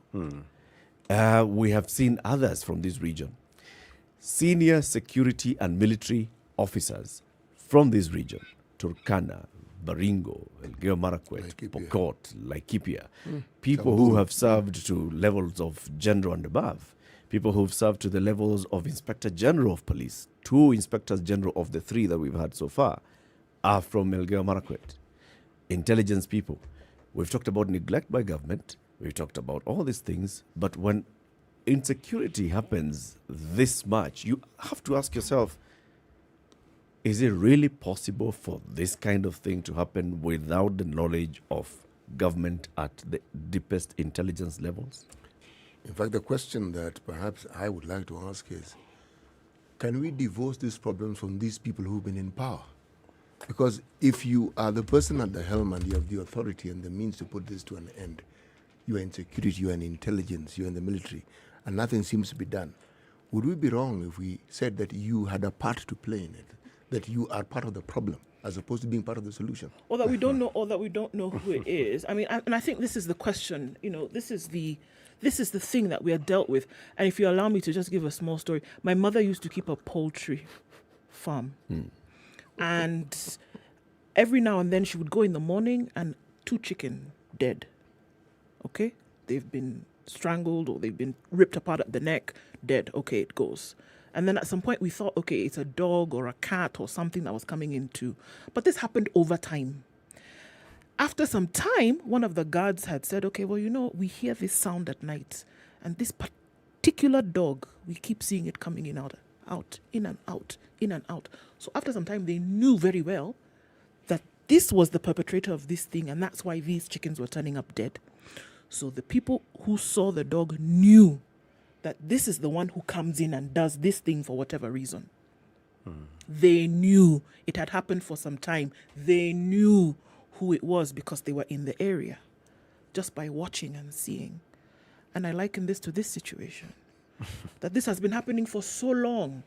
Is it possible that we don't know who they are and why they are doing it?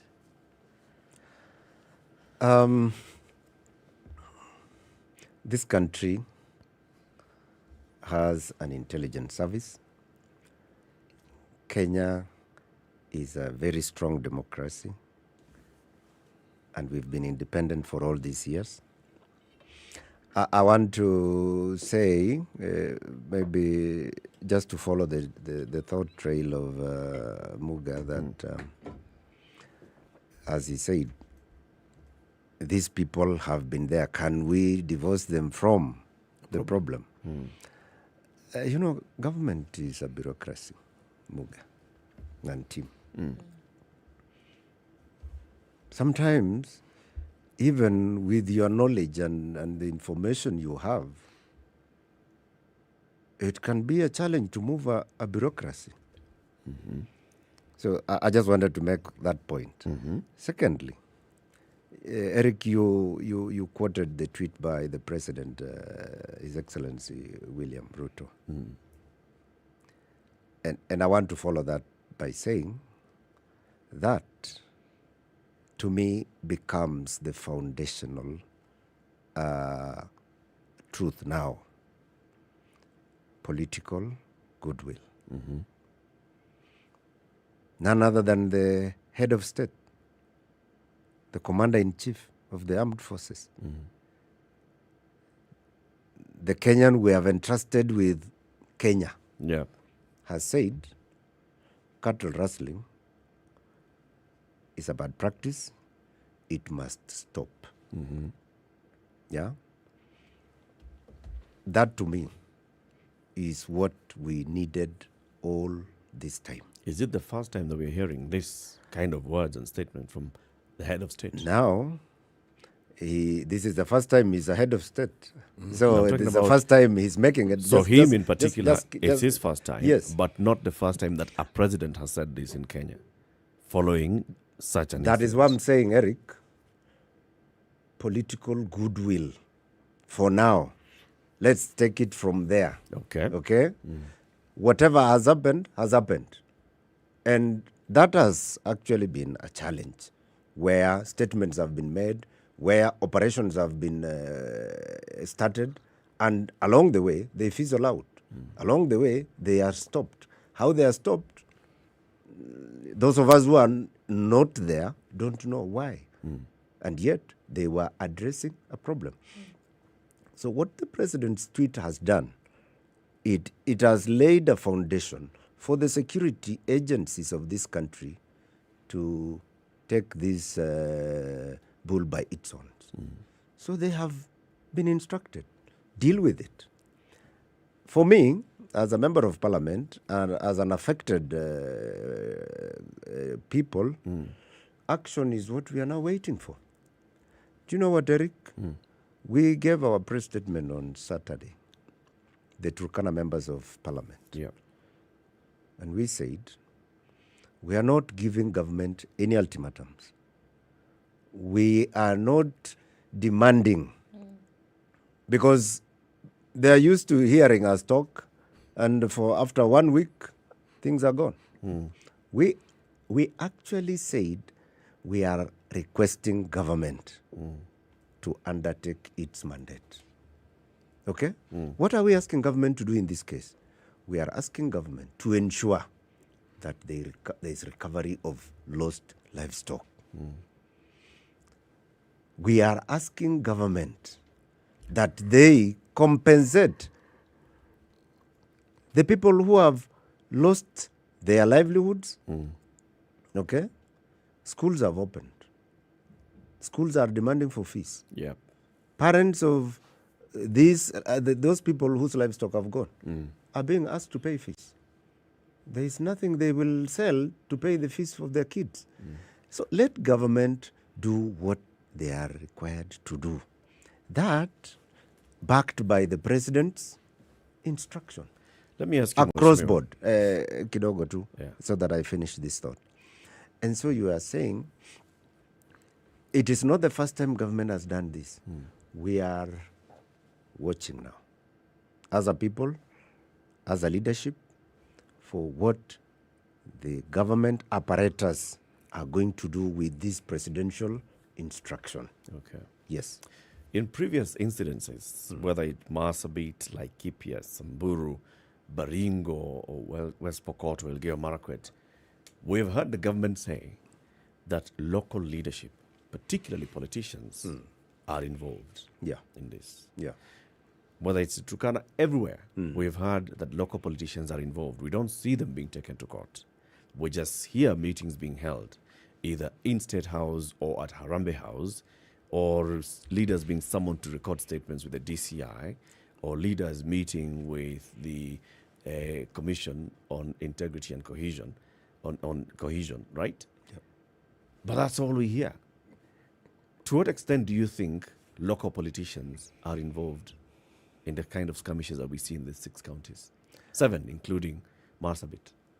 You know what, Eric? And leadership is abroad, is composed of many players. I hope when you say local leadership, you are not only talking of the MP of the area. No. You are talking of the chief, the assistant chief, All the of government functionary, the opinion leaders, the opinion leaders, religious the religious leaders, leaders, yes, everyone. everybody. Yes. Yeah? That is local leadership. I know I am a member of parliament, so I am here representing the people of Turkana West, and in this particular case, I'm talking about Turkana County. Yeah. If we are involved, the instruction is the same. Okay? Let the investigative arm of government do their work. They have the intelligence. I want to believe they do.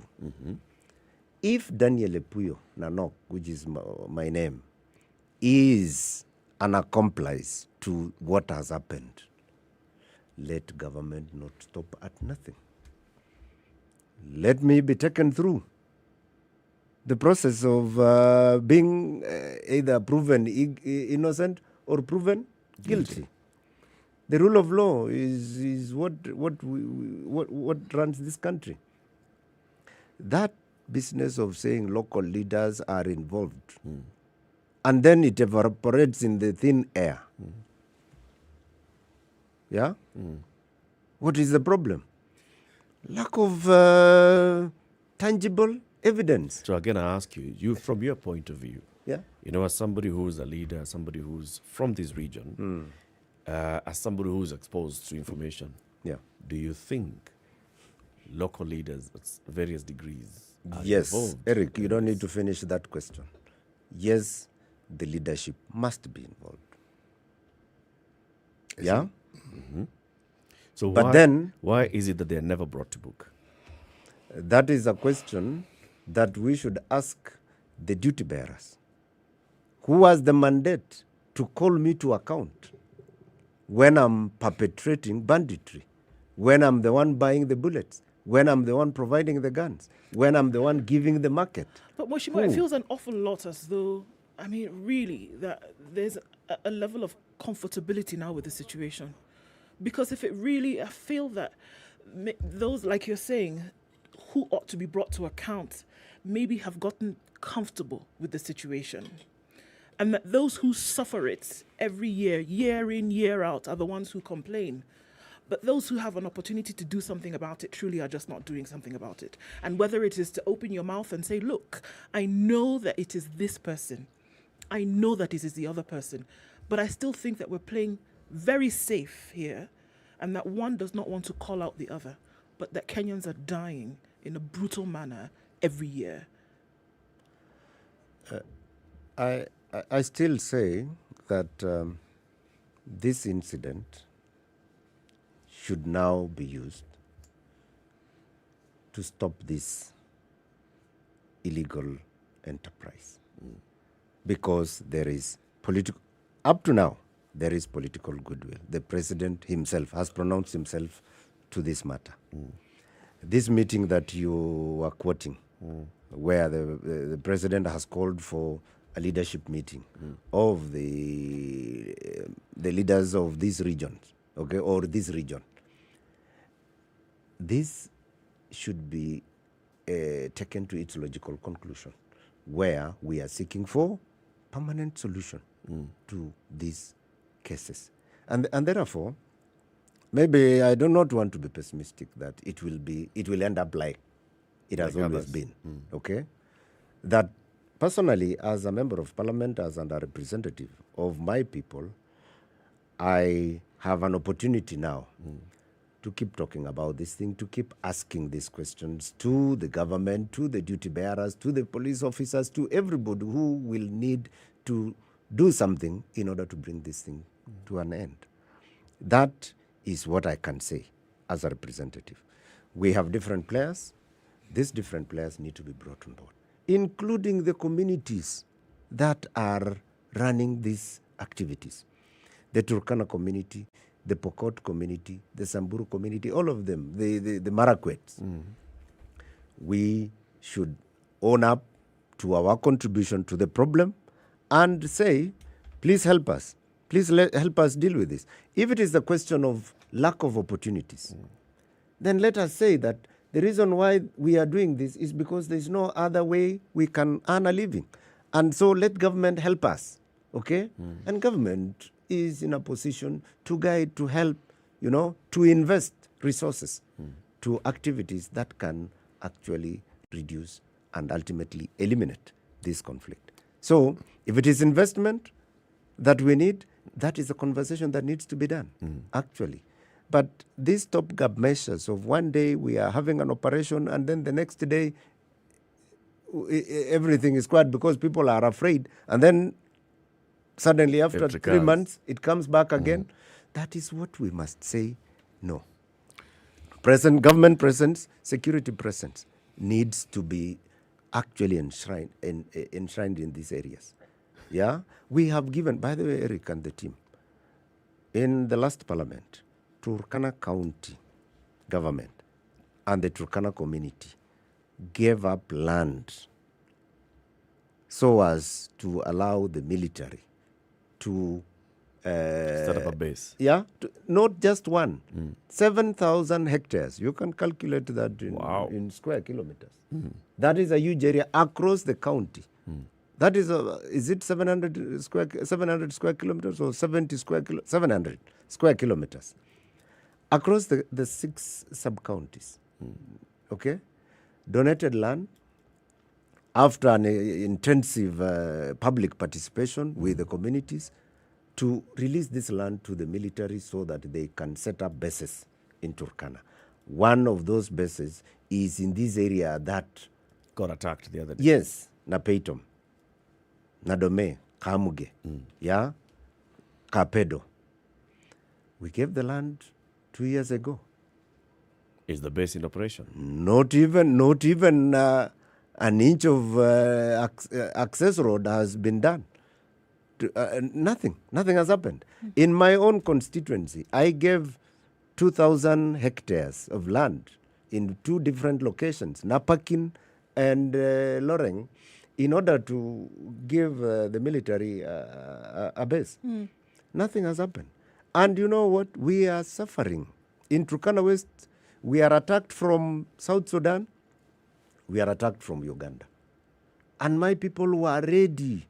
They said, we are giving up this land so that military can come and secure us. Up to now, there is no single base. What do they tell you when you follow up with the Ministry of Defense and the military leadership or the national security leadership? What do they tell you? We need, yes, it's all about money. Budget to drill the first borehole that will provide water to the military, budget to provide the access road, and then what? All these things. And so when I like my president now because he has actually put himself to account, to be accountable. So I'm going to keep on asking the president. You said it will end.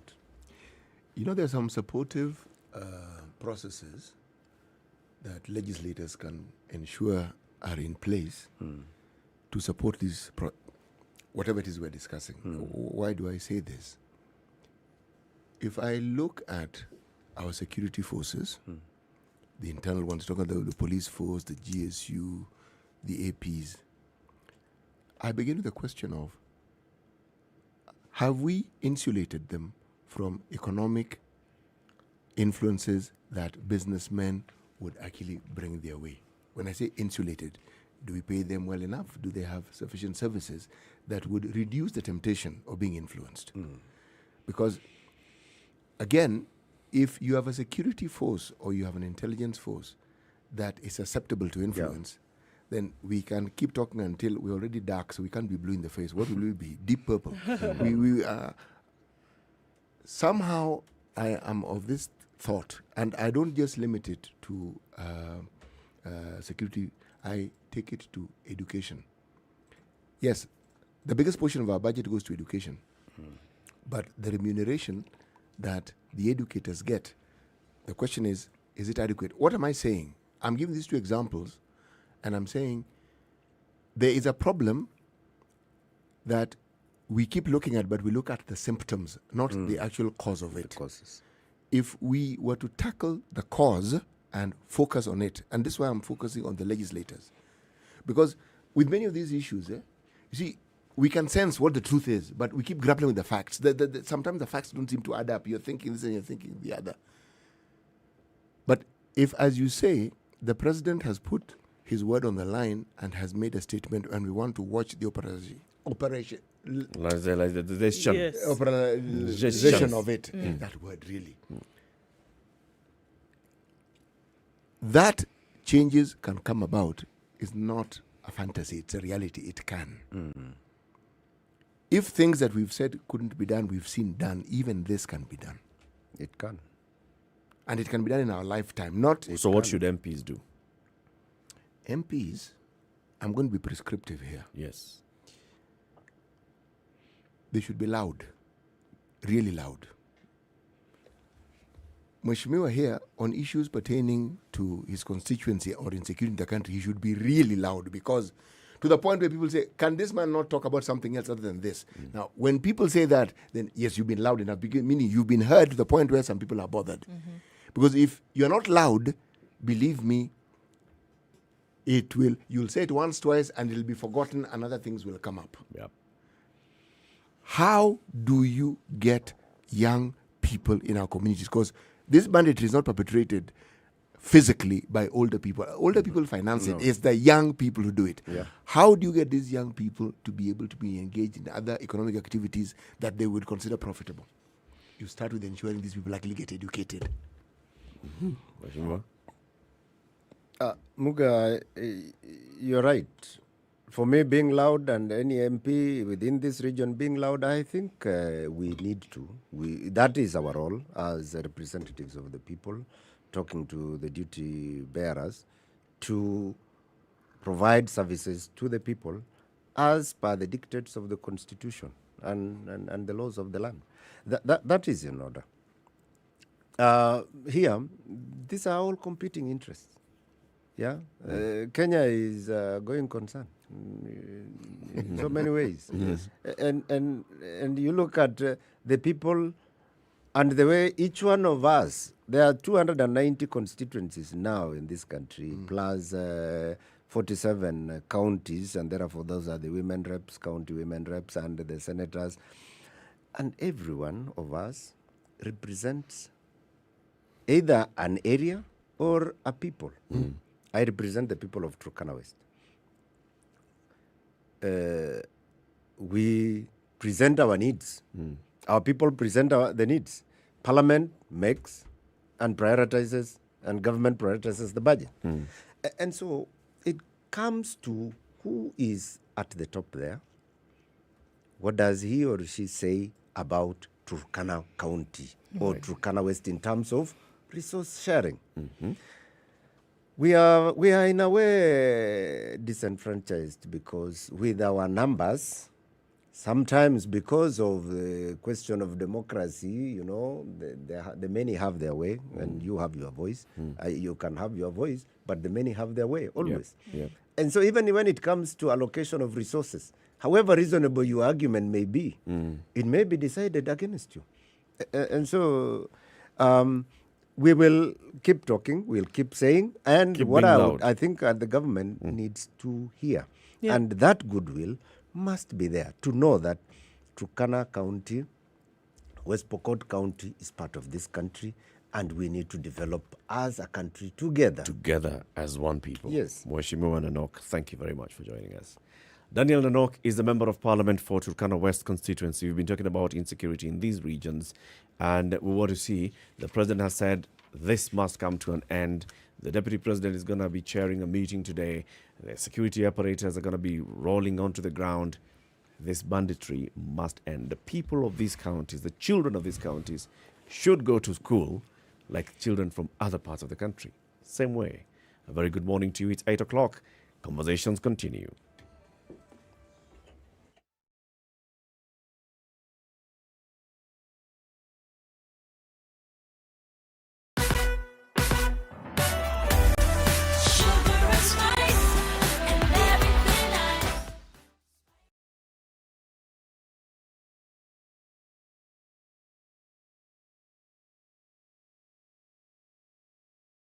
This is Newswire. Dennis Aseto. The family of lawyer Paul Gisheru, who was found dead in his home, is expected to issue a statement following the death of their loved one. He was found dead in his house in Nairobi. Police and family confirmed his death but did not reveal further details on the same. Gisheru surrendered to Hague authorities in November 2020 after evading an arrest warrant issued in March 2015 for years. Lawyer Gisheru was accused of bribing and intimidating witnesses in the failed International Criminal Court case against President William Ruto. In June this year, both the prosecution and defense teams made their final submissions, leaving the matter in the hands of Trial Chamber 3 of the International Criminal Court, which was yet to deliver a verdict on Gisheru's fate. In his submissions, Gisheru asked the court to dismiss the case against him, while the prosecution has called for a guilty verdict on all 8 counts that the lawyer faces. Now, importers have been given a leeway to choose whether to ferry their cargo from the port of Mombasa by road over the standard gauge railway. Kenya Ports Authority Acting Managing Director John Mwangemi says the latest announcement is in compliance with the directive by President William Ruto to revert all port operations back to the port of Mombasa. In his inauguration speech, President William Ruto directed that all port operations be reverted from Nairobi and Naivasha inland container ports to the port of Mombasa. The decision was meant to restore jobs that had been lost in the coastal region due to the transfer of some activities from the port of Mombasa, including trucking services, due to an order requiring all cargo from the port to be ferried via the standard gauge railway. And the Kenya Tea Development Agency chairperson David Ishoho wants former directors of its affiliated factories and the former board members to desist from interfering with the operations of the agency. This follows the storming of the KTDA Farmers Building boardroom by former board members led by previous chairperson Peter Kanyago. KTDA, which has 54 factories under its control, has for decades represented smallholder tea farmers since its inception, initially as a government agency and later as an entity owned by the farmers through the tea factory companies. However, things changed in the recent years, characterized by complaints from farmers about reduced earnings and mismanagement claims, which saw the government order fresh election of KTDA affiliated factories as well as the holding company. And the Kenya Medical Practitioners, Pharmacists and Dentists Union has responded to a viral article published in one of the local dailies, shining the spotlight on the rot in public hospitals. The investigative piece sought to disclose how a number of specialist doctors are allegedly pocketing huge pays despite not actually showing up to the public hospitals where they are touched, but rather focusing on their own private practices. KMPDU, in a statement to newsrooms signed by Secretary General Dr. Davji Atela, cited what it said were a number of fundamental errors in the piece, brushing it off as mere chant. Now, the Kenya National Commission on Human Rights has pointed out unprofessionalism among some independent Electoral Boundaries Commission officials in the August 9th general election. In its assessment report of the election, the Commission said it recorded 28 cases of election malpractice during the polls, ranging from issues more than 1 ballot papers to voters to collusion with politicians during voting. KNCHR chairperson Roslyn Odede said non-election officials were in some cases found in possession of election materials. At the same time, the Commission said 45 polling stations did not affix election results as required by the law, and also disclosed that it had recorded 22 incidents of unlawful destruction of property in Nairobi, Murang'a, Trans Nzoia, Siaya, and Isiolo counties. However, KNCHR noted cases of violence targeting IEBC officials, which it condemned and challenged authorities to probe and follow them through into completion. She pointed out that in a particular case in Wajir, an election official had his leg amputated. The Commission at the same time identified cases of abuse of freedom of expression, mainly on online platforms through pseudo accounts and persons hired to propagate hate speech and propaganda.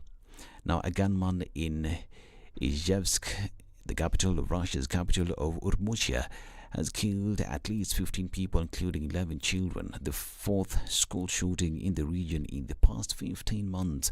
Russia's investigative committee said that the gunman had been identified as Artem Kazantsev, a man in his early 30s who was a graduate of school number 88, which is attended by students from kindergarten up to the end of high school. The gunman, who some media outlet said was wearing a t-shirt with a swastika on it, shot himself dead at the scene. The committee said, adding that 24 people, including 22 children, were wounded in the incident. This is Newswire. Dennis Aseta, good morning.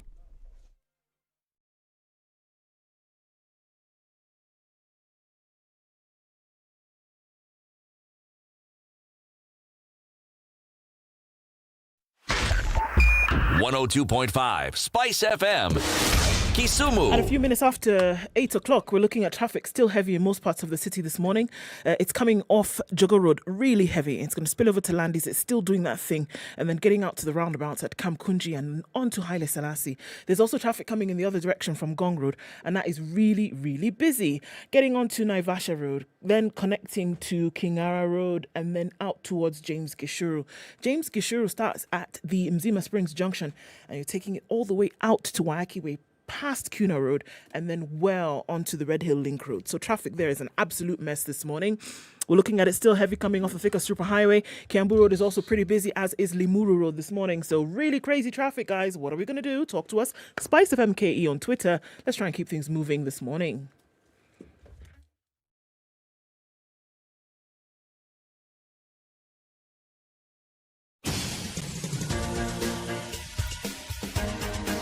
This is The Situation Room, the home of hard-hitting political commentary and penetrating insights about the state of the nation. This is a talk radio experience like no other. The Situation Room, a place for hard truths, debates, and elevated conversations. The Situation Room, witty, political, engaging, deep, controversial. In the room, we have C.T. Muga, researcher, academic, seasoned political observer, a fountain of wisdom in these politically uncertain times. Ndu Oko, Nigerian by birth, Kenyan by choice, communications expert, Pan-Africanist, a truth seeker and believer in people power, and Eric Latif, agent provocateur, the man in the chair, seasoned journalist, news hound, a man who believes in punching up, not down. This is the 7 minutes Situation after Room. 8. Good morning and welcome to the third hour of the Situation Room this morning, live on KTN Home, on SpiceFM, and online. We have another guest in the studio. This time we want to talk about public finance and the recovery of people economically in the country. Before we welcome James Muragori to the show, let us hear the day's proverb. CT, it's from Niger. Niger. Yes. Not Niger. Niger. Not Niger. Not Niger. No. Or Niger. Or Niger. No, whatever it is. Niger is River Niger. As Lou has told us, it is in Nigeria. And there's also a state in Nigeria called Niger State. Right. So there's a delta. Yoyote na haiko Niger, iko Nigeria. Okay. Right. There is no medicine against old age. There's no medicine against old age. So one day I'll be like you. You might actually be. Actually, yes, it's a good thought and it's a good aspiration. Guy. For all you know, you might even be better, as in you might actually even get older. Just give it time.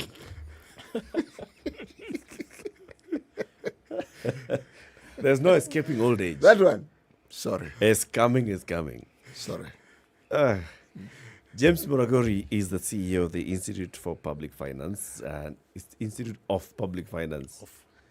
And he's with us in the studio. Good morning again, James. Good morning, Latif.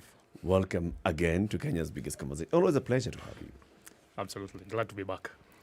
Yeah, so when you hear that proverb, right, you know you do very many things to keep yourself young. There's no medicine. There's no medicine to staying young, yes. to avoid old age. You see, old age has this problem with the connotation that it comes with. And what is implied is infirmity. What is implied is lack of vision, loss of teeth, inability to move. Mm. No. You can actually get older and you're not infirm. Yep. You can actually get older and you're healthy. You can actually get older and you're youthful. Those are also possibilities. But when you stigmatize old age, then it becomes a problem. That's when now medicine comes in. I actually heard no one gets old. Yes. Old age finds you. Yes. Old age finds you. You're busy going about your life and old age just catches up with you. Just catches up with you. But if you do the kind of things that James does, James is a proper athlete. He runs and he exercises. Are you preparing for the Nairobi, Standard Charter Nairobi Marathon? 30th of October. Only 42 kilometers. I mean, you do more. You do more than that every morning. You do morning. like 47, but this time just do 42.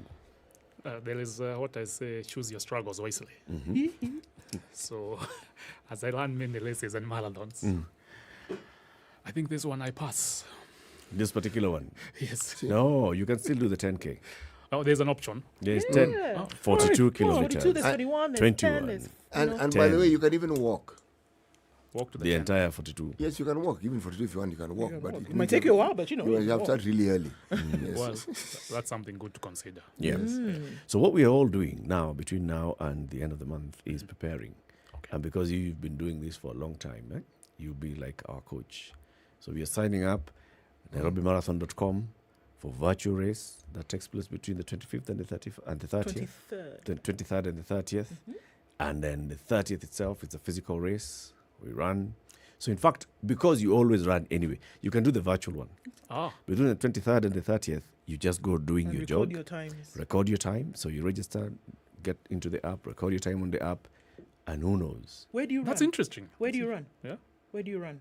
Within my neighborhood in Kasarani. You see? And you know, we saw that Eliud Kipchoge is the name, a yes. water man. So as we're preparing for the race, you know. Can be a water man. So you One of us run ahead of us, we catch up with you, you give us our water, you run again. In short, you can run the 42 kilometers in installments. Yes. As we struggle. As guys will just be doing the 5 kilometer walk. In installments. In installments too. I'll be there to cheer you up. Yes. and the water. James, karibu sana again. Today we want to talk about special drawing rights for people's recovery in Kenya. And when you say that, then immediately people start wondering, special drawing rights for people's recovery in Kenya. Drawing rights is something. What is it? Drawing rights is not having a pen and a book and having the powers to draw. Okay. For this particular case, drawing rights, it's a monetary term that is used as a promise. It's actually what we call reserve money. So it's a form of money, but in a promise, and which established by the International Monetary Fund, what we'd call partners or subscribers, which are governments, 190 governments in 1969. And the purpose of this, it's a reserve currency that's constituted of 5 major economies. That's the US, the Japanese, the Chinese, it should be the Japanese and the British pound. So we have the US, the Chinese, Japan, Britain. What's the 5th? That should be the euro. Euro. It should be the euro. Yeah. And this, so they form a basket of what's called then the special drawing right. And the special drawing right, just to explain it in a simpler form, it would be like our major banks in Kenya choosing to have, it's like M-Pesa. Let me even actually put it like it's M-Pesa. So M-Pesa, there is no currency called M-Pesa. The currency inside is Kenya shilling. Yes. But for you to use M-Pesa, you have to convert that into an actual shilling. For me to buy a blade, I have to go to a shop and say the blade costs 60 shillings, and here is what I'm converting my M-Pesa into 60 Kenya shillings. Yes. And then I get a blade. That's exactly what a special drawing right is. A special drawing right is not a money, it's a promise. Because M-Pesa, it's a promise by Safaricom that we will honor if you go to ask to use it as a currency. So that is a special drawing right. So it is held by countries in proportionate. They have quotas. Countries have quotas.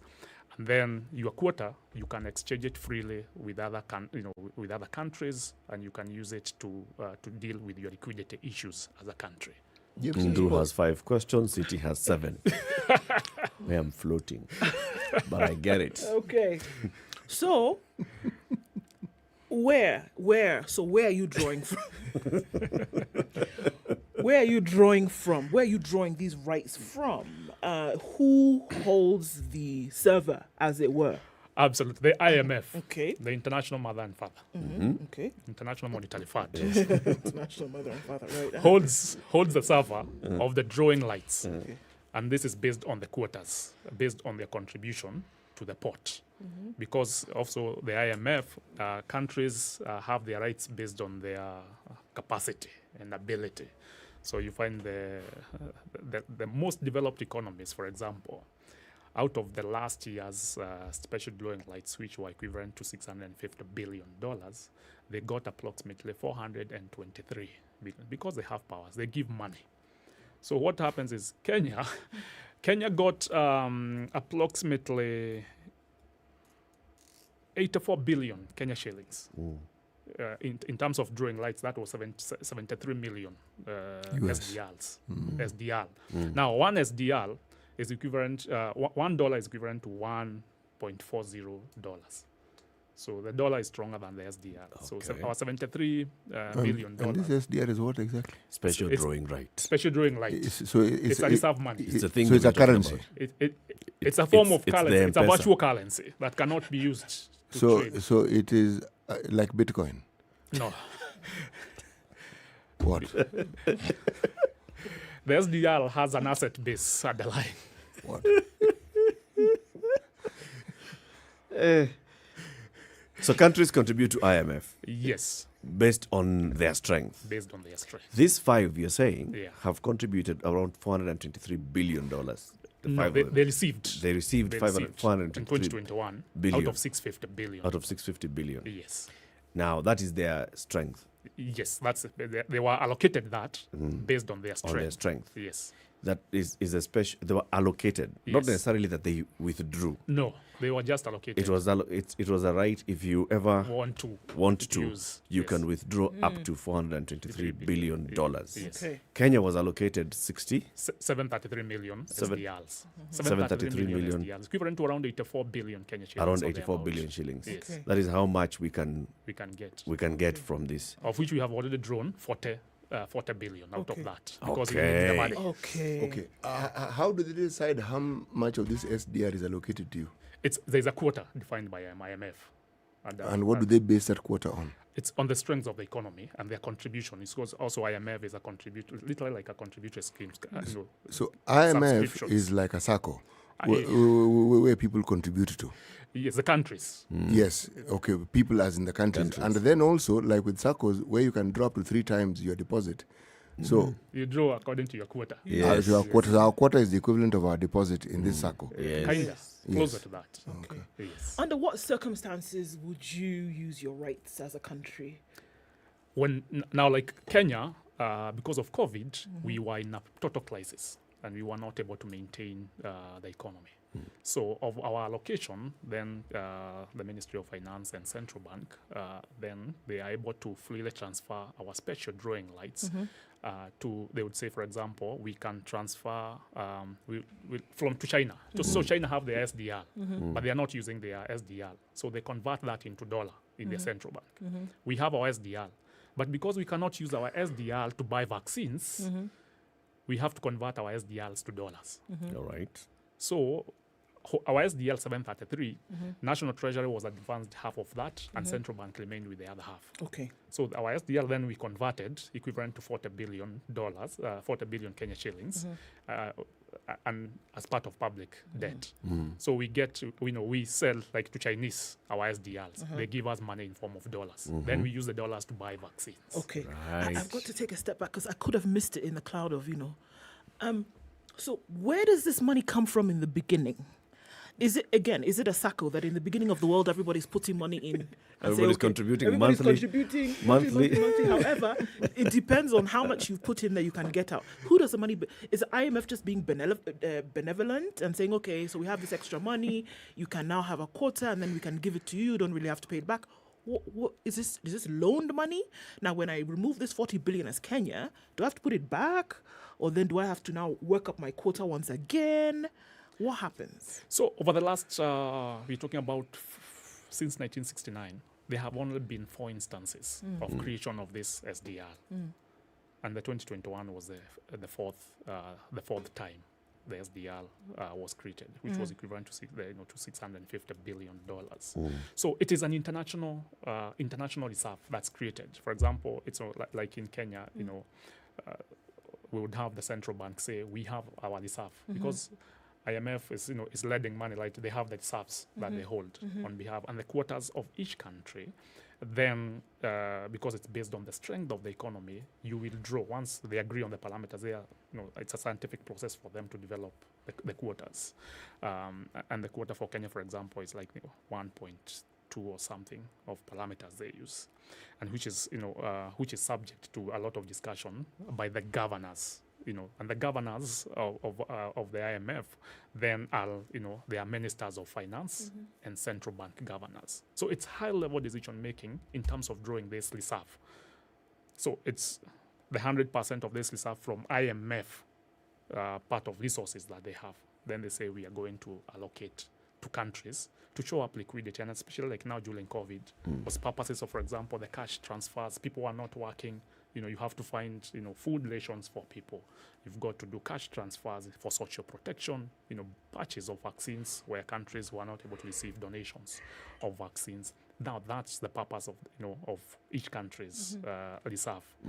But it does not, ideally, you draw for it, but it does not, for example, add to your, to part of, a public debt, for example. Oh. Right. So this SDR, did you say, James, that it's pegged to the dollar, or is it pegged to the euro? Or is it pegged to some gold reserve, or what is it pegged to?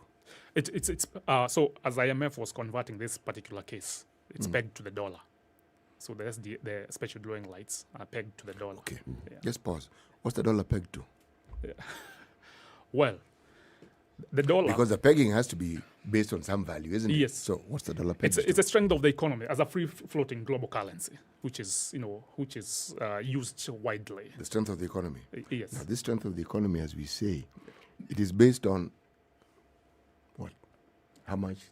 The GDP, the net worth of what it is that they do, and where does the debt that they also have come in, and what role does it play?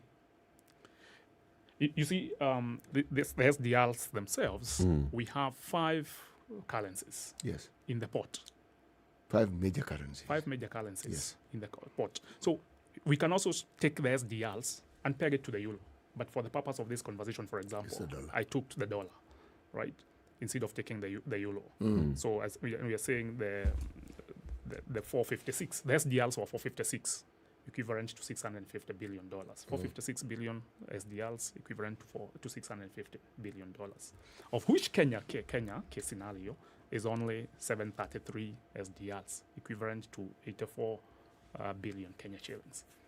So you keep transferring just to understand the context of the moving, to move from SDR as a reserve currency, because the SDR itself, the special drawing right, cannot be used for trading. It has to be converted to something else so that you're able to freely use it. So we convert that SDR into one of these currencies, into the dollar.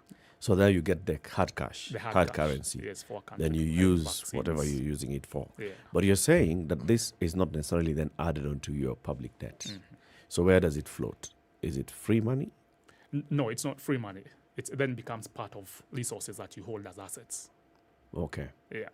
So we got our entire allocation of SDRs. The central bank is holding half, and the National Treasury cashed out the other half, which we used, we should believe this, to purchase things that we needed. Which they have said they didn't. For example, they have said in the report that they did not. What did they use it for?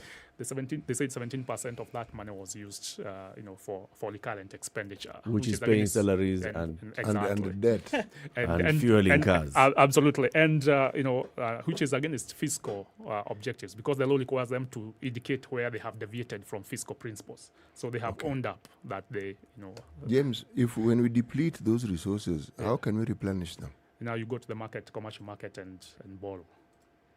But then that's not replacing, that's just acquiring debt.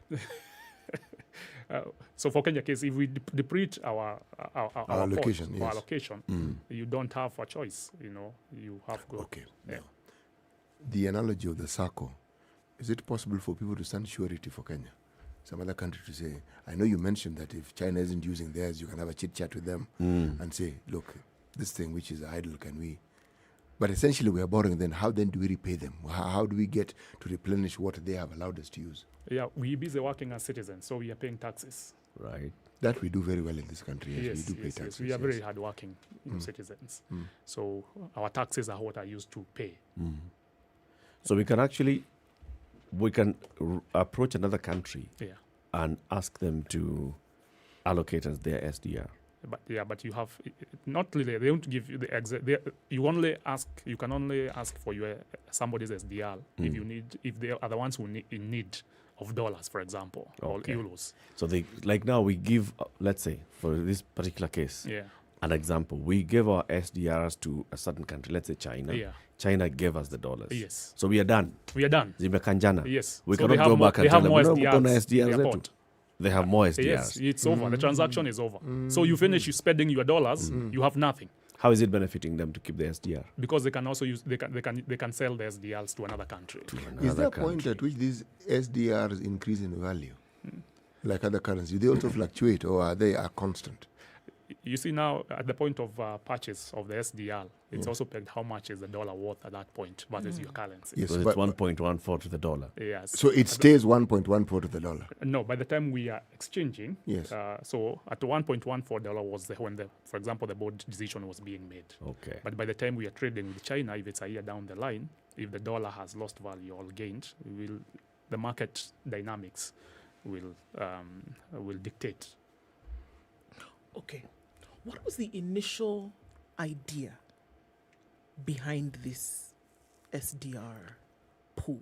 It's to show up liquidities and liquidities of countries, to manage their liquidities, because countries do not collect enough taxes, for example, at that particular point, but they need resources. So, but also the IMF being and the World Bank, the Bretton Woods institution, to say so, being institutions that then manage global finances and support countries, then have to find a way,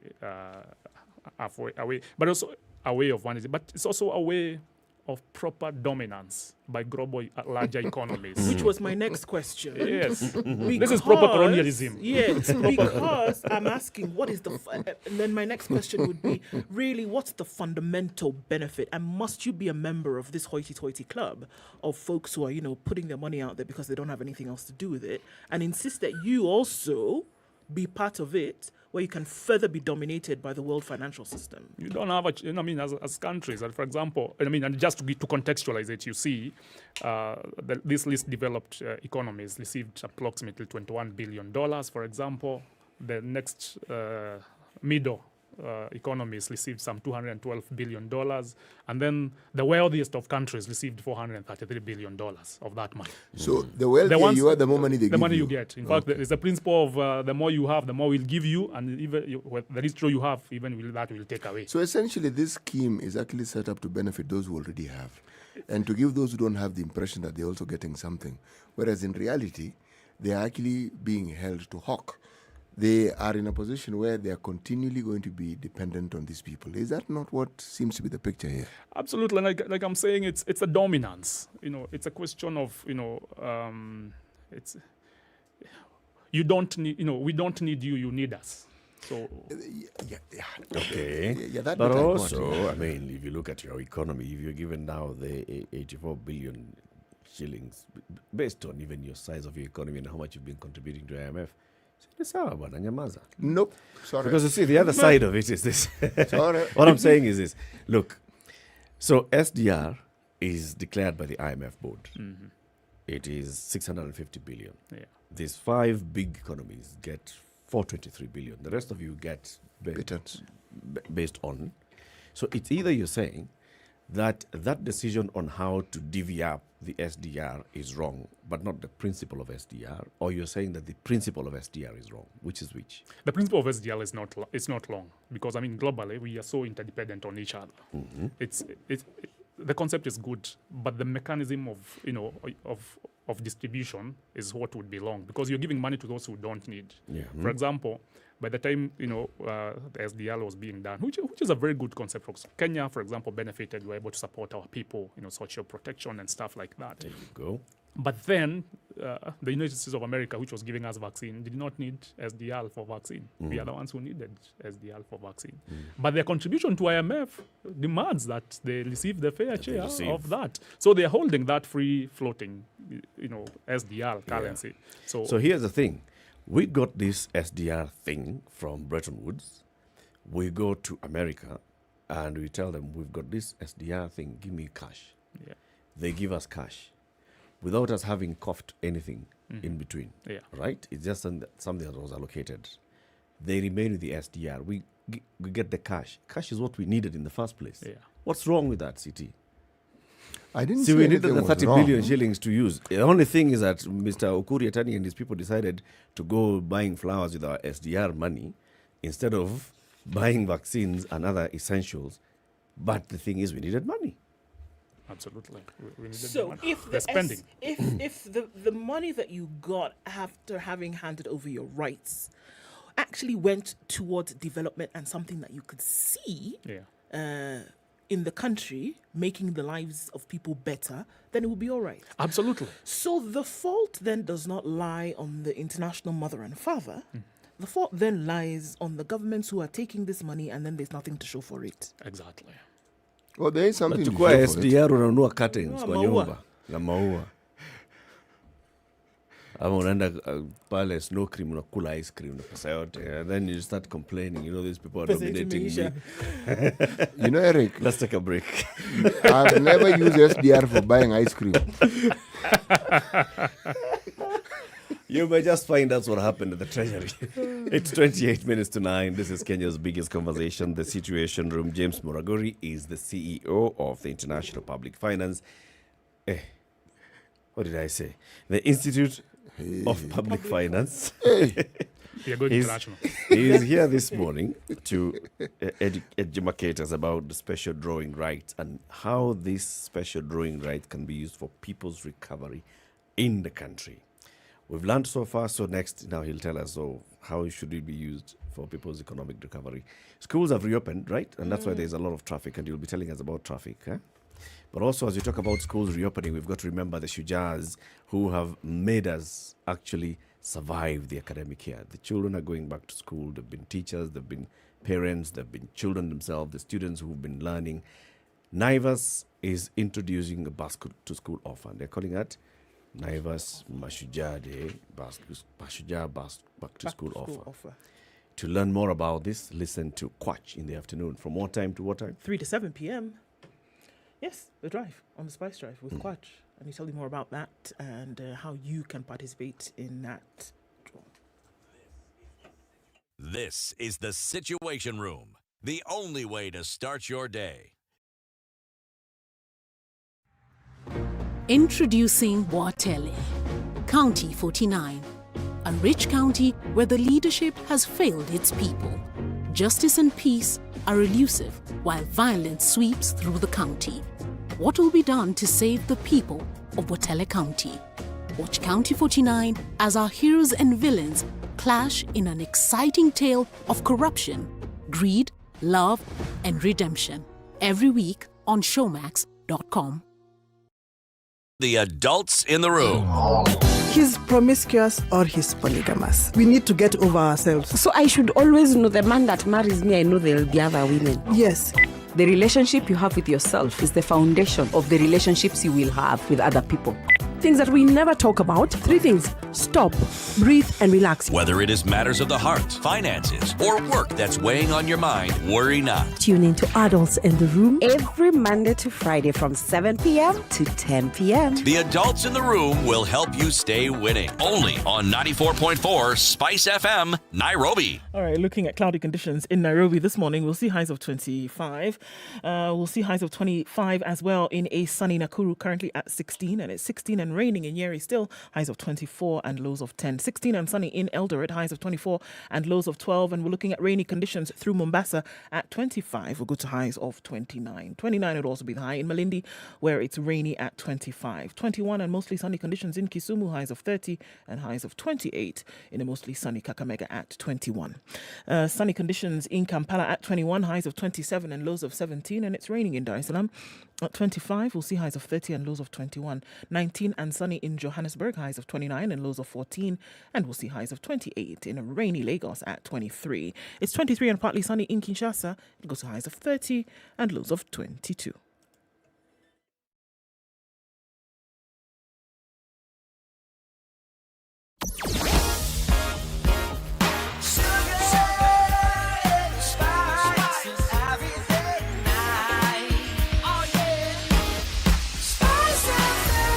Spice up your life. There's so much traffic coming off Jogo Road. It's spilling over to Lusaka, Lunga, and Likoni.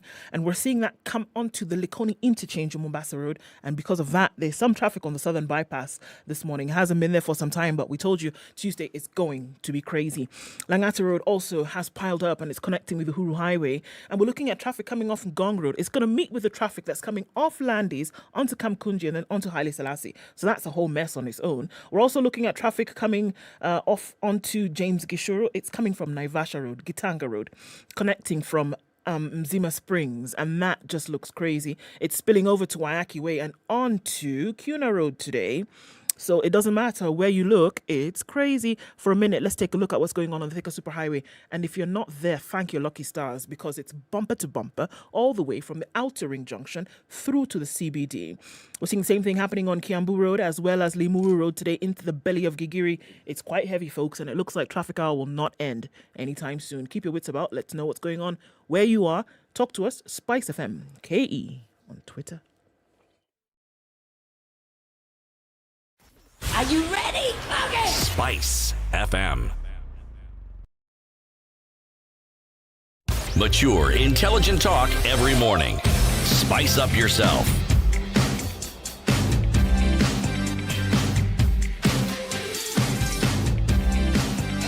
Mornings done right. 94.4 Spice FM, Nairobi. From the Institute of Public Finance, talking about special drawing rights for people's recovery in Kenya. And we've learned about what SDR is, coming from the IMF, allocated to all the member countries, the contributors, prorated according to their strength and contributions. Small countries have gotten a small amount. Big countries have gotten 423 billion of the 650 billion shillings. Kenya took its special drawing rights. We've converted half of it into cash. It's basically like receiving Naivas shopping vouchers. Then you have got to go to Naivas to convert that into goods. Yeah. And you go home with the goods. Now, our guys have gone to Naivas and walked out with drinking water. You choose what you want to do with your SDR, with your voucher, what's within your rights. Now, how can countries like us use this SDR to benefit the people? Because like you said, it's actually not a loan. Absolutely. We are not repaying. It's just coming up to show our liquidity. Yes. How can we use it best? The best case scenario would contextualize it based on like what happened yesterday. And we saw President Ruto flagging off food relief, right? So this, our SDL, for example, could be much more targeted towards resilience, and climate action to ensure that this, these instances do not happen again. Then again, of course, it would also help us. We are saying that we need to provide healthcare to our people, and so we are saying, on service delivery with regards to the health sector. Then how do we ensure that we have done adequate investments? Do we need to have to for example, employ more doctors? because then you need our people to be taken care of, and those are the instances, that we should have done much better on, instead of buying flowers or paying more allowances and stuff like that. The amount of money that's left with the central bank, how much is it again? Should be allowed 40 billion Kenya shillings or thereabout. Okay, but it's not in cash. No, it's not in cash. It's from the SDR. Does it expire? No, it does not expire. Okay. Are the people of the country supposed to know, or should they be aware that the government, because that's who is the withdrawing, the agency then that would withdraw, are they to tell them what is happening with this money? Should they have a say in how it will be used? I may be taking a guess, but I bet that the majority of the people in the country did not even know of the existence of these special drawing rights, and then what was going to be used with it thereafter. Absolutely. If we're having this whole public participation conversation. Absolutely. And I think, being here, and thanks very much for having me, it's the start of this conversation. That, for example, now we are saying central bank is holding half of the SDR reserves. Central bank should be in a position where they are able to explain to citizens that the government has asked to withdraw part of the SDR to do ABCD, before they release that. And of course, they say there's public participation when we are developing, for example, our budget. Or when they bring the supplementary budget to Parliament, and they say that's representative democracy. For example, you are members of Parliament who will represent you. But I think for this case, based on this special drawing rights, which is not an everyday occurrence, for example, it's important for central bank, for example, to issue a note and say this is our special drawing rights. The National Treasury wants to convert this into money for purpose ABCD. Because they are sovereign rights that we as citizens own them. We actually literally own that because it's pegged on our paid up contribution, in the third quarter, at IMF, and which is citizen taxes. Literally, our taxes are the ones that are converted into SDRs based on the quota. So the support, the transparency. So one of the things is IMF does not require countries to be transparent on the allocation of the SDRs. And this is some of the things that they are, because I think were they more push a little bit more with regards to the transparency of these things, more people would be more aware that actually this exists. Sorry, you're going to say something, Eric? No, say it. Okay. I'm thinking about this special drawing rights, and I'm thinking about the role it's supposed to play. But the question I'm asking myself is, are there specific things that you cannot use it for? No. It's your money. It's like a bonus. Yeah. Yes. Then it means that I can decide to go and buy myself 10 Maseratis and figure out where I'm going to drive them. And nobody should ask me. It's your bonus. KTDA pays you as a tea farmer. If you decide to go to the bar and drink it all, shauri yako. If you decide to pay school fees for your children, shauri yako. That's why the question is, should there be laws, even internally maybe, our Public Finance Management Act, should it be amended to include provision that says that our SDR shall be ring-fenced to development only? No, but Eric, you see, the reason I asked the question, SDRs are created for special circumstances. Yes. It's not an everyday thing. Something has happened. We have had a pandemic. You have a meltdown in the economy. It's supposed to help support you. So I'm arguing that it can't be for just anything that you see. It can't support you. And then No, just you wake up in the morning. That's why I mentioned the ridiculous 10 Maseratis. No. It has to be in line with a need that has arisen or has been brought about by this strange economic situation we find ourselves in, like during the COVID period. Yeah, and that's why the government, in the recent report, the budget review and outlook paper, they are owning up and saying, we deviated from fiscal our fiscal objectives and fiscal principles because they are required by law. The law already provides that if you have resources on behalf of the citizens, which are literally, if you're borrowing on taking money on behalf of the country, then you cannot use the money the way you want. It must be planned for. In fact, spending money without planning is an offense. It's an economic offense. That we've seen people in courts on this. But I think the conversation, first of all, needs from where we are, for example, with regards to like special drawing rights for people's recovery, because actually they were driven in a conversation that they were being created for people's recovery. Yeah. So this is a conversation that they, for example, the National Treasury, the Central Bank ought to have come and please at least done some bit of participation and informed people that we have taken these resources for people's recovery. But of course, that wasn't going to happen because then it limits them to what they want to, they want to do with those resources. And I think, that conversation, we have to drive that conversation further.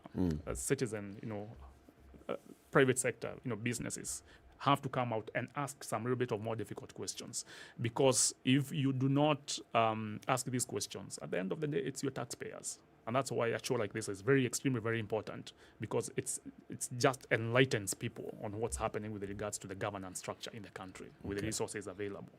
Yeah. So what has the National Treasury told us so far about the special drawing rights for people's recovery that we have utilized so far? They haven't said anything apart from saying that the money that we had from that was spent. 17% of it was spent on recurrent expenditure, and that breached the fiscal principles. So the information is not as detailed as it should be, with regards to this. But however, of course, they say that part of the reason why it was spent was as part of COVID precaution to support the economy and support the people. Right. So but the details behind that is what's not available. So what characterizes a breach of fiscal principles? What are we talking about here? Budget, and then you stepped outside of the budget to fund something, or what are we looking at here? That this we are saying you borrowed money and paid salaries. You can't borrow to pay salaries, for example. That's breach. We are saying that the wage bill went beyond 35%, for example. You've breached the fiscal principles. You have not spent 30% of our resources on development spending. So those are some of the the things. So they're saying we took money that was not supposed to be taken and we spent, for example, on the current expenditure, and they are owning up to that. But of course, in the same sentence, they're saying we spent they spent 30.2% on development spending for the past financial year that ended in June. So they have met, for example, on trying to sustain the wage bill. They have kept that 5%, for example, and development to 30%. But this recurrent, the 17% of something that they spent on recurrent, is where they're drawing the line. But we don't know what this recurrent is. And is it all right to just say that? Well, okay, so it seems as though it's been said, and then that's just it about that. That yes, okay, we know that we breached we breached fiscal principles. We did that, and then that's it. We won't see action. We will see action from the Auditor General. Okay. Because we want the Auditor General has part of part of the audit processes is to look was the money was there value for money in spending for this, and then Parliament has to take action on that. But that's the problem, James, and it will not be the first time that we've seen the Auditor General flag something. It doesn't matter whether it's this Auditor General, the one that was there before. And look, I mean, granted, that's their job. Their job is to report on what they have seen. Now, whomever is supposed to come and take action thereafter seems to be the dead horse in this race. Wow. Because forever it will just be a storytelling affair that yes, we know there was a breach and this did not happen, but then that's just about the size of it. It doesn't happen beyond that. The best thing I think that will happen this time around is on the Kenya Kwanza government, for example. They have an amazing economist in David D, and he spent his 10 years writing about the Jubilee Habilis, for example, and now he's right in the middle of the government, and we expect him to call for accountability from inside, right? And demand that Parliament, for example, take action, right? Take action. There must be managerial capability. If you are the manager responsible for breaching, for example, those fiscal principles. What led you to that? You know, if you're taking, for example, you know, we said, you know, we had stories that there were resources that were used to do campaigns by the outgoing government. Then we need to see people being held accountable for that. If the Auditor General will flag, and that's the head of the Auditor General, and we are grateful because their work is to flag and say, these resources, there was no value for money on these resources. If it's these SDRs, they were not used for people's recovery. So they were used for consumption, they were used for campaigns. Then the Parliament, the Public Accounts Committee, for example, will pick it up and say, we want to see people in court over this decision. Because then we must build an economy that's accountable. We must have a civil service that's accountable. And as long as no one is asking them questions, we just don't want to, you know, we don't want to hear, oh, the accounting officer responsible or the one. We want to see, for example, a name being said, permanent secretary so-and-so was the one responsible, because the authority to incur expenditure is on them. So they signed off, so they should be demand accountability from their staff. How can we demand accountability from Parliament? How can we make sure that we are oversighting Parliament to do its job? We saw the Parliamentary Budget Office even pleading with members of Parliament and telling the members of Parliament, look, we're an institution within Parliament that's supposed to help you in your decision-making process. Can you please be listening to what we tell you? This is the Parliamentary Budget Office asking the 13th Parliament, as you come to Parliament, please, we will be advising you, please, how can we make sure that what has been pleaded by the Parliamentary Budget Office is actually taken up by these people that we elected the other day?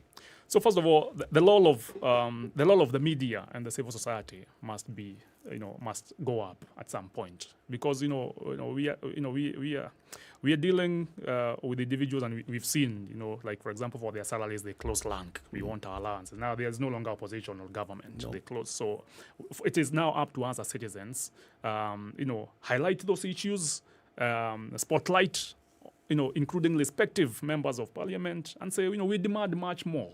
Because if you're coming, the commitments that you're coming into Parliament for oversight, it's to support all of us as citizens, in a representative democracy. But for us as the media, as the business sector, as the civil society organizations, as think tanks, we must be able to generate evidence and say we are spotlighting on Parliament, because the weakest link within our public finance management has been on our Parliament. In fact, the open budget survey that we launched this year, we remember Parliament was completely the weakest link because they do not interrogate, for example, the budget implementation reports. So every quarter, the control of budget, the National Treasury will do a very good report. We are consuming it, but people who are responsible for asking them those questions directly, so that we can be more accountable, are not asking questions. They are busy with other things. And it's not for lack of capacity. No, they have capacity. It's just choice not to be accountable. Because what we are saying here, because if the question is being asked, and if the question is being asked with regularity, hoping for a response that makes sense to the one who is asking the question, then further action would only dictate that you'll be extremely careful about how you go about these processes, because you know that you must be accountable to somebody, and you know that they're not going to let down their guard when they're asking and interrogating these issues. Then the likelihood of us seeing the wanton wastage, the wanton mismanagement, the underdevelopment that we are seeing, you know that somebody is going to ask you, so you're going to do it right. So are we essentially saying that because there is no accountability matrix in the Parliament that is supposed to be the one doing that, that's why we're going to continue to see these things happening in the manner in which they are? Absolutely. And this Parliament has a challenge because, you have, first of all, the fiscal space has shrunk. They have got very little leeway for the money that they might need, especially the government. Dr. Luto's government has very little fiscal space. So they have to make very hard decisions. And those decisions have to be on Parliament. So first of all, they have to support the government to cut wastage. Right? And cutting wastage is spotlighting the civil service, the entirety of the civil service, and saying all those, for example, allowances. So, for example, if the Salaries and Remuneration Commission has cut on plenary allowance for members of Parliament, why should we be paying civil servants who sit in a procurement committee to evaluate tenders. We pay them allowance for sitting, For and their sitting. work as a procurement officer, you are paid to to do evaluate that. tenders. Yes. Right? This is so the parliament has to spotlight Is this on what these happens? things. Exactly. You sit in a committee, you get an allowance. So somebody is employed in a Right. public service as to sit in a committee for tenders. Yeah. Well, when you sit in the committee for tenders, you get an allowance. You get an allowance. And at the end of the month, you get a salary. You get a salary. And so that's what Right. Salary and Remuneration Commission said. Members of Parliament, we are paying you to sit and make laws in the plenary. Yes. So why then should we be paying you that extra 5,000 every time you show up time you show in your up. office, right? To do that. So if Parliament spotlights on, for example, and supports the Salaries and Remuneration Commission to ensure that the wastage, is brought down, Yeah. then there are more resources. It's part of their oversight law is enhanced. Then there are more resources for the government to achieve, right? And especially for those who came under the Kenya Kwanza coalition, they have a glad manifesto they want to achieve.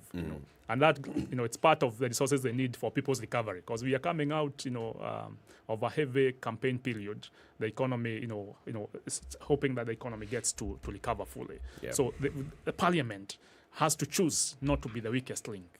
Can I ask this question, James?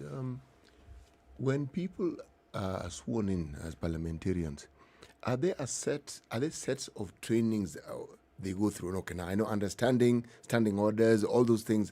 Yeah, I'm certain they're processes that they're taken through. But when it comes to, for instance, understanding their role, for instance, in budgeting, because we do have a budget-making parliament. Yeah.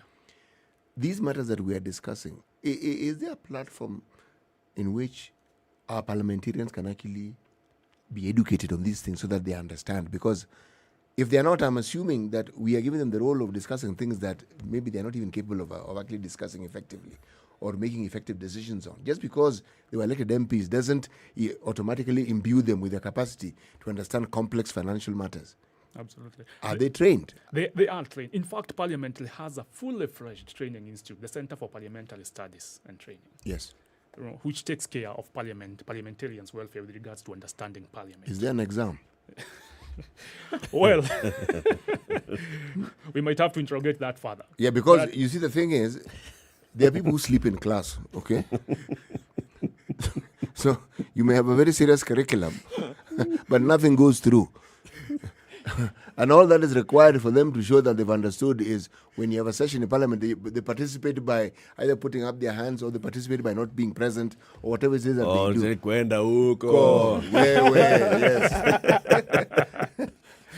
I am simply saying that this serious matter of looking after the economy and looking after the country requires a little more than just having an institution where people go to and they attend class, and that's the end of that story. Yeah. Okay. That's why we are hoping that this particular parliament, for example, we hope that they take their legislative work, seriously, because and most of them they are educated, and I hope they are also as learned. James, we are hoping. I'd like to caution you here. This one, hope is inadequate here because people get into those halls, people get into that building. God alone knows what happens. Yes. Yeah. Things change. Yes. Things change. Well, the Dr. William Ruto government, like you've said, James, if you look at the team that he established from the very beginning of his campaign, he had an economic council, which we hope he's going to revive, the National Social and Economic Council. Absolutely. Dr. David Ndei, Professor Jogona Ndong, and the others, former Central Bank Governor, and others have been in it. So there are people who understand these things that we're talking about. And they're sitting there and advising the president directly. Yeah. And from what they've told us, Dr. Ndei sat here and he told us, Dr. Ruto listens to what we tell him. Yeah. So that's where the hope can come in a little bit. Yeah. Even if we don't look at Parliament, at least we can look at people who understand this thing, telling Dr. Ruto, look, this is something that's needed. And then Ruto taking in the advice and whipping his members in Parliament and telling them, guys, please, let's work this way. Yeah. So hopefully that will work. That route could work. But hope and prayers alone won't work. We've prayed already, and there's hope. Exactly. So he's got to do the hard work, which is whipping those people to undertake their legislative work seriously. Yeah. Because he himself, as the president, for example, and his economic advisors cannot be able to do that. They don't have those powers. Those powers belong to Parliament. They need to whip people. And including work with citizens. If someone, people are not able to do the legislative work, let's activate our recall clauses. At least let's send a message as citizens. We've got to get these things working. Because we need to see more transparency, more accountability of these resources, like these allocations that were done, and Treasury has breached those fiscal principles. It might have been good intentions, but we need to have seen a proper supplementary budget explaining the reason why we did this because of crisis. But we also want to see, ultimately, like Parliament, asking for a special audit on this special drawing rights particularly. What exactly did these special drawing rights do? The other good thing is that now we have a finance expert as the leader of majority in the National Assembly, the Honorable Kimani Ichung'wah, who was chair of the Budget Committee. So a lot of weight rests on these people to make sure that Ruto's government then delivers. Absolutely. Absolutely. We look forward to seeing how they deliver that. Indeed. James, thank you very much for joining us. Thank you for having me. James Moragori is the Chief Executive Officer of the Institute of Public Finance. Well done. We'll be talking about this thing called the special drawing rights.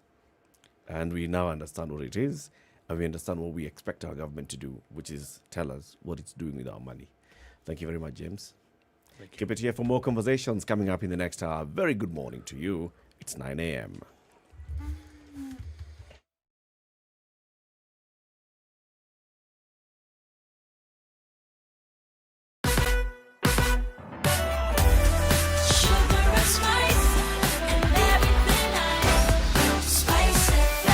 Spice up your life.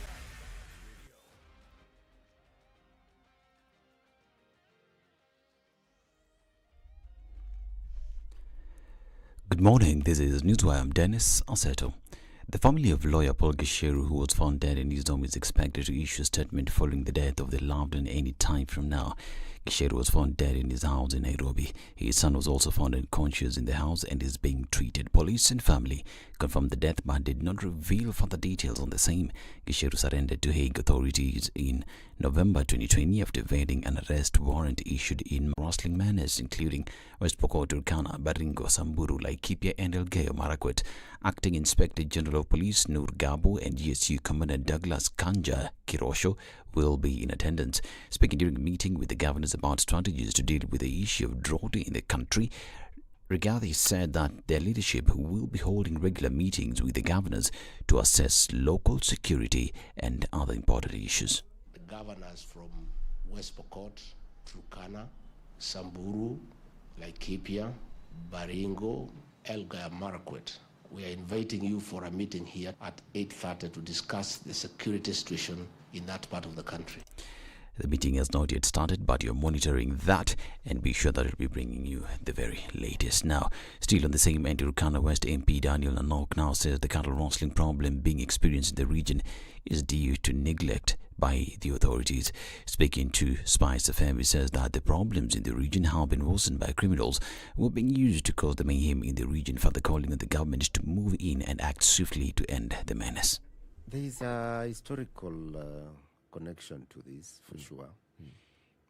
Those years when there were no guns, and this would look like a passage of right.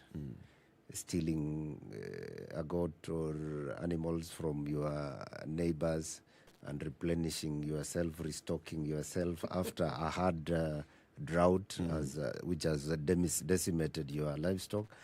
With sticks and bows and spears. That is how far it goes back. But that is not what is happening now. It is very sophisticated. Actually, it decimates lots of lives. It impoverishes so much. And therefore, what is the problem? The problem is a mixture of issues. Can I say, maybe from a point of blame, and allow me to think freely on that one? Yep. Neglect. Remember that Rigathi Gachagua, the Deputy President, will be meeting with several governors from the affected regions, and we look forward to what they will arrive at. Now, importers have been given the leeway to choose whether to ferry their cargo from the port of Mombasa by road or via the Standard Gauge Railway.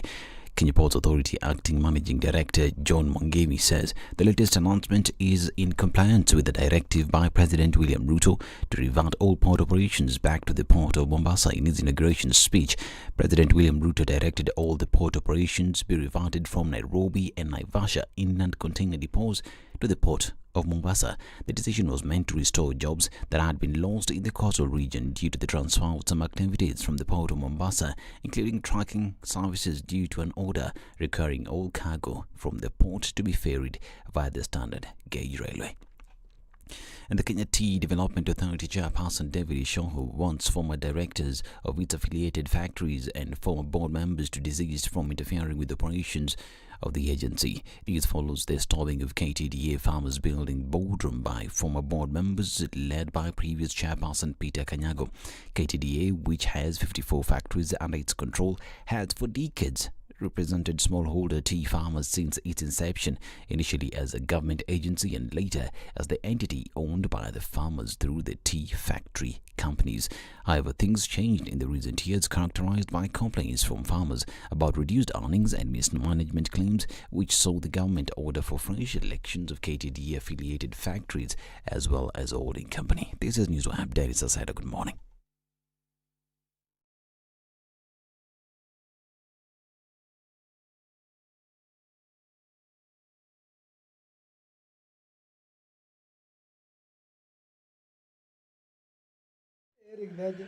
Oh, we're looking at some traffic that is still really busy in most parts of the city this morning. We're looking at it heavy on Jogo Road going out towards Landis, and that is still in the eastern part of the city. The western part of the city still very busy. Coming off the Likoni interchange and onto the southern bypass is still quite crazy as well. All right, what else are we looking at? The Thika Superhighway is crazy. Folks are saying use the service lane because that's the option for you to get out of this bumper-to-bumper traffic that is all the way into the city.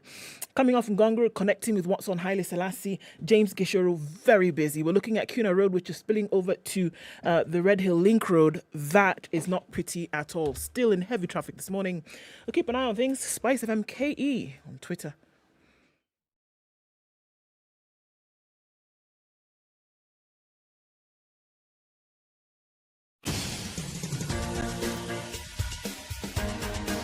This is The Situation Room, the home of hard-hitting political commentary and penetrating insights about the state of the nation. This is a talk radio experience like no other. The Situation Room, a place for hard truths, debates, and elevated conversations. The Situation Room, witty, political, engaging, deep, controversial. In the room, we have C.T. Muga, researcher, academic, seasoned political observer, a fountain of wisdom in these politically uncertain times. Ndu Oko, Nigerian by birth, Kenyan by choice, communications expert, Pan-Africanist, a truth seeker and believer in people power, and Eric Latif, agent provocateur, the man in the chair, seasoned journalist, news hound, a man who believes in punching up, not down. It is 7 minutes after 9. This is the Good Situation morning. Room. Welcome to the final hour of the Situation Room today, Tuesday, 27th day of September 2022. Just 2 days before episode 5 of County 49 is unleashed. Before it drops. On Showmax. Yeah, if you've been watching this show, you'll find it interesting because, I mean, it's proper modern day drama, very good production, very well done, very good script, very good cast as well. You know, star-studded show about devolution in our counties and about management and about people and politics and the CSR up and down. And for that reason, we're going to have a conversation about our counties. One of the counties that we'll be talking about this morning is county... What number is Kitui? 015. County 015, Kitui County. The speaker is here. Before we welcome him, let us hear the day's proverb. We're still in the country of Niger. There is no medicine against old age. There's no medicine against old age? Sorry. There's medicine for stomach aches, but even headaches. Old age, nada. You can do other things, but not the age. No, you will age. You can what dye you can your do something. hair, Yes, you can. Botox your lips. You just do whatever you want. The thing you can do, though, the phrase is you age gracefully, but you can stay healthy, you can stay youthful, but you will age. It's a definitive process. There is no medicine. No. Against old age. The Honorable Kevin Katisia is the Speaker of the Kitui County Assembly. Karibu sana mheshimiwa. Asante sana, Eric. When you hear people calling you mheshimiwa, do you sometimes just keep walking and then... Or do you look behind and what they're referring to? Yeah. I keep walking. But I believe I'll get used to it. Yes. First time as a speaker and first time into politics, but of course not first time in the political circles. Yes. The last time you were here as one of the lawyers and senior advisors for the Honorable Kalonzo Musyoka. Yes. And you're telling us about Kalonzo Musyoka's games and moves ahead of the general election. And now you've been elected as the Speaker of the Kitui County Assembly. Congratulations for that. Thank you, sir. How many votes did you get? Round one, I got 25 out of 57. The others were very far from me because the second was 9, the third person was 8 votes. But now round 2, I got 51 out of 57. Why do you need that 2 rounds? Because under the Elections Act and the standing orders, for you to win as a speaker, round 1, you must get 2/3 of the total votes. If no one gets 2/3 of the total votes, then the first person and the second person goes for round 2, where now you win by a simple majority. Runoff. Okay. Yes. So in round 2, what did you get? Round 2, I was 51. My competitor had 6. And before, in the first round, how many votes have you gotten? First round, I had 25. And he had 7. He had 9. Then there's another person with 8, another person with 7, another person with 6, another person with 1, another person with 0. So you took all the other votes plus 2 of his? Plus 3 of his. 3. Yes. Yes. 57 members of the county assembly. Yes. These are all elected. Yes. Not yet, not about nominated members. Both the elected and nominated. And nominated. Because there were that 9 elected. Okay. And then now the rest were nominated. And yes. 22 nominated. Yes. Okay. What's the strength of this? What's the mix of the county assembly in terms of political parties? Please allow me to say good morning first to Okay. Kenyans. Good morning Yes, to all yes. Kenyans. I haven't even greeted Muga and Indu. Basic courtesies of Thank you. Tunaomba msamaha. Asante. Yes. Asante. Tuma salamu. Asante. Good morning to every Kenyan, wherever you are listening and watching. My name is Kevin Katisia, the newly elected Speaker of the County Assembly of Kitui. And Eric, now I'm at your disposal. Okay. You can ask all the questions and I'll answer them. The mix of the assembly. Of the assembly. In terms of coalitions and then into political parties. County Assembly of Kitui, there are 40 wards. But there is one ward where there was no election. It's called Kiomedhan Ward. So there were 9 elected members of County Assembly. Then now there were the nominees, where now we every party had to get some nominations depending on their party strength. Wiper had 14 elected members of County Assembly, and now they were able to get 8 nominees. They were supposed to get 10, but 2 were left open because they were pending court matters, which have to be determined first before they can be sworn in. This is regarding the party list. The party list, exactly. Okay. Yes. Then there was the second category. There were independents, where we had 9 independent candidates who have been elected. So did independents nominate? No, they can't nominate. Independents can't nominate. Then NAC, they had 8 elected. Then they were able to nominate 5. That is 13. Then UDA, they had 3 elected and 3 nominated. Jubilee had 2 elected and 1 nominated. Okay. We have Muungano with 1 elected, no nominated. We have CCU with 1 elected and 1 nominated. There's another party called CPK with 1 elected only. That is the composition. Why does CPU get to nominate and not Muungano and this other one? The others did not submit a party list to the I ABC. see. Maybe they thought they will not be able to attain the numbers required for you to nominate. But CCU submitted a party list. And so they got to nominate the one. Yes. And what's the other party?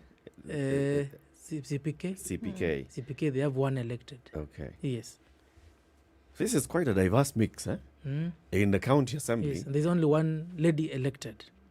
Only one elected out of the 39 Yes, elected MCAs. yes. Only one elected. Yes. And that's why now the county assembly, in order to meet the 2/3 gender Yes. balance and the Yes. formula, Yes. had to end up nominating 22. Actually, all the nominated are ladies. They have to be women. So all to of meet them the are third, women. the quarter. Yes, yes. My goodness. Mm. What does it say about the politics of Kitui when you have 14 Yes. elected under Wiper and then you look at 9 independents? Yes. Not under any political party. Yes. What does it say? Is it out of fallout in the party nomination primaries?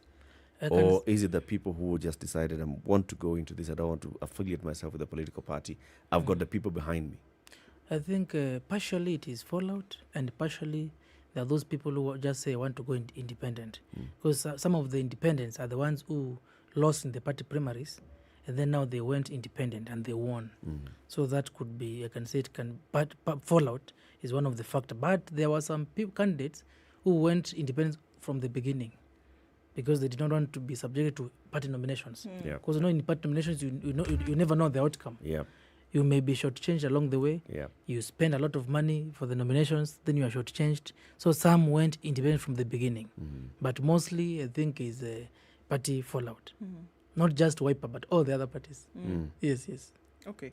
So then it's a gamble that you take, kind of, because you're not really sure what is going to happen. So then now that we see things, okay, more or less settling in the manner in which they are, there's this job ahead. Yes. Right? Yes. And it comes into play then when county bosses, more or less, will be, kept accountable and brought to book by yourselves. Yes. How do you intend to achieve that? Yes. As the Speaker of County Assembly, my role is to lead the Assembly. And remember, the County Assembly has a very vital role in the management and in the affairs of the county government. Because just like in the national government, a county government has two arms, the county executive and the county assembly. The county executive cannot do anything, and I repeat anything, without direct approval of the county assembly. And the keyword is direct. There must be a direct approval by the county assembly. And this happens in chamber. This happened. It can't be in a meeting somewhere where the governor took some MCAs and they said, in this hour. No. Because even if you allow me to reflect on what happens within the election of the speaker, actually, I can tell you the MCAs of County Assembly of Kitui made an independent decision to elect their speaker. Because there were so many factors which were influencing the election. Political parties were endorsing their preferred candidates. Cartels and business people were funding the candidates they thought will win so that they can give them favor. Believe you me, my dear friends, I was not funded by anyone and I was not endorsed by any political party. But I drove a campaign of independence. Actually, I can say I was an independent candidate because I said, when you're a speaker, you go there to ensure neutrality in the assembly, House, yes. whereby you should not be guided by what a particular individual or a particular political party tells you to do. Actually, a speaker should do what the members tell him to do. Actually, my philosophy was, as a speaker, I will only do what members tell me to do. I will see what the members direct me to see, and I will hear what the members tell me. That was my philosophy, because you're supposed to be independent. So when we were doing these campaigns, I told the members, they thought, Kevin has been Wiper for a very long time. He has been the legal advisor to Wiper party leader. I told them, I even advised my own party leader. I asked him, please, Your Excellency, stay out of this. Don't endorse anyone. Stay out of this. And he heard me. He did not endorse anyone. because I wanted to drive a campaign whereby let these members elect their own speaker, somebody who can help them achieve on their mandate. And that is exactly what they did. I did not give them money, whereas my competitors were giving them money, taking them to hotels and doing what? I just told them, look at my profile. Yes, I am young, but in my short lifespan, there are some things I've been able to do which can enable me to help you deliver on your mandate. How old are you, Kevin? I'm 30 years old. Yes. So, what's it? Now, I'm laughing because when Mheshimiwa here says he didn't give money, yes, I'm asking, is it that you didn't have money or you didn't want to give them? Both. I also did not have money. At some point, I was tempted to give money, but I think God, in His own ways, made sure that there's no money available to me to give. Yeah. We have also seen in other counties, Kevin, Mheshimiwa Speaker, where accusation has been that the governors are trying to influence who becomes speaker and who takes up leadership of the various committees in the assembly. Yes. I mean, that accusation has been leveled against our own governor here in Nairobi, His Excellency Sakaja. Yes. One of the reasons why he delayed, gazetting the first sitting of the county assemblies because of all these games that are being played under. So it's interesting to now understand here that your party leader at that level, they didn't influence. But how about the executive? The executive, what I can say is that the governor we have in Kitui is a professional. And I equally told him as much. I told him, Your Excellency, you're the governor, please stay away from this. Did he? Of course, he met a few MCAs and he was able to talk to them and advise them on what to look for when they are choosing their speaker. So I believe he stayed away from it because he did not tell them vote Kevin or vote so-and-so. He just had a general chat with them. So I can't really say that he endorsed anyone. But, of course, every governor is concerned about who becomes the head of the county assembly. To be precise, the speaker, the deputy speaker, the majority leaders, and minority leaders. Every governor is concerned because, the governor knows he can't do anything without the direct approval of the county assembly. So they want to also influence.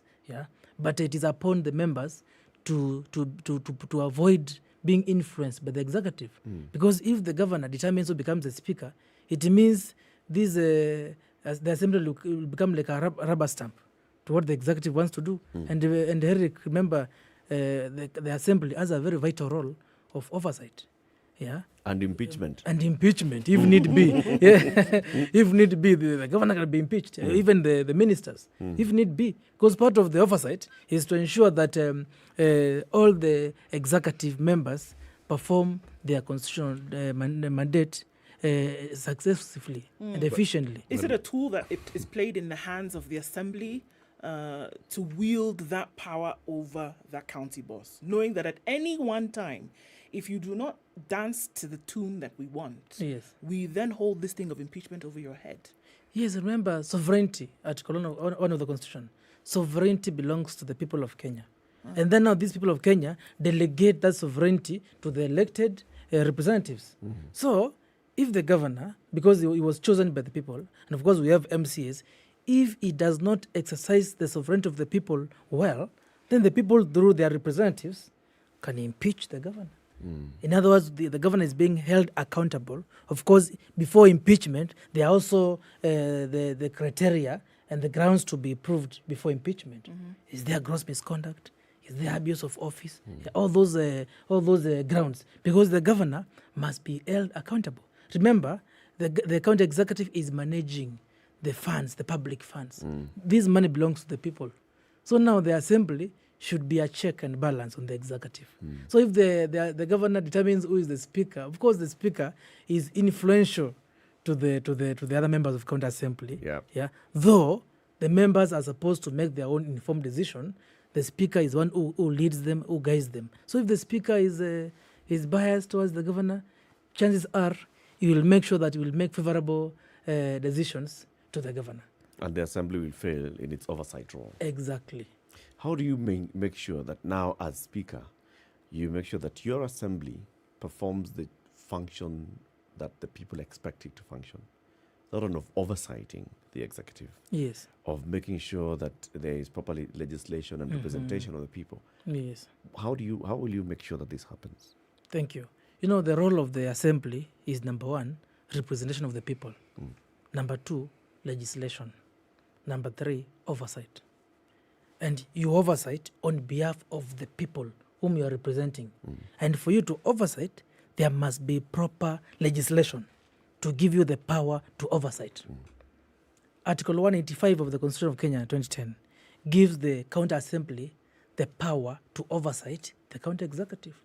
If you look at section 39 of the County Governments Act, even now the county assembly has the power to summon members of the county executive, including the CCs and even the governor. They have the power to summon them and question them.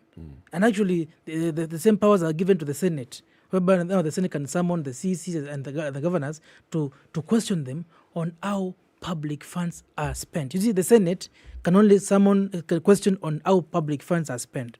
But now the county assembly can summon and now question how various projects are being implemented. Yeah. Because, you know, when and this has been the problem with many county governments. You are elected as a governor and you find that there were projects which were started by your predecessor. And now because those projects are not part of your manifesto, you abandon them. What happens? You get into office, they are pending bills. Because you say, no, I just want to come here and do my own things. You fail to pay the pending bills. Yeah. What happens? Remember, Say, this is I am not aware. Exactly.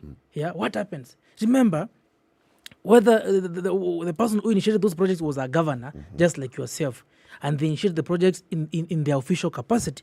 So as county assembly, our role is to make sure that all the public funds are properly utilized. Because if a project, for example, a building, a dispenser was begun by your predecessor, then now it was left halfway before they left. Then when you get in, you abandoned them.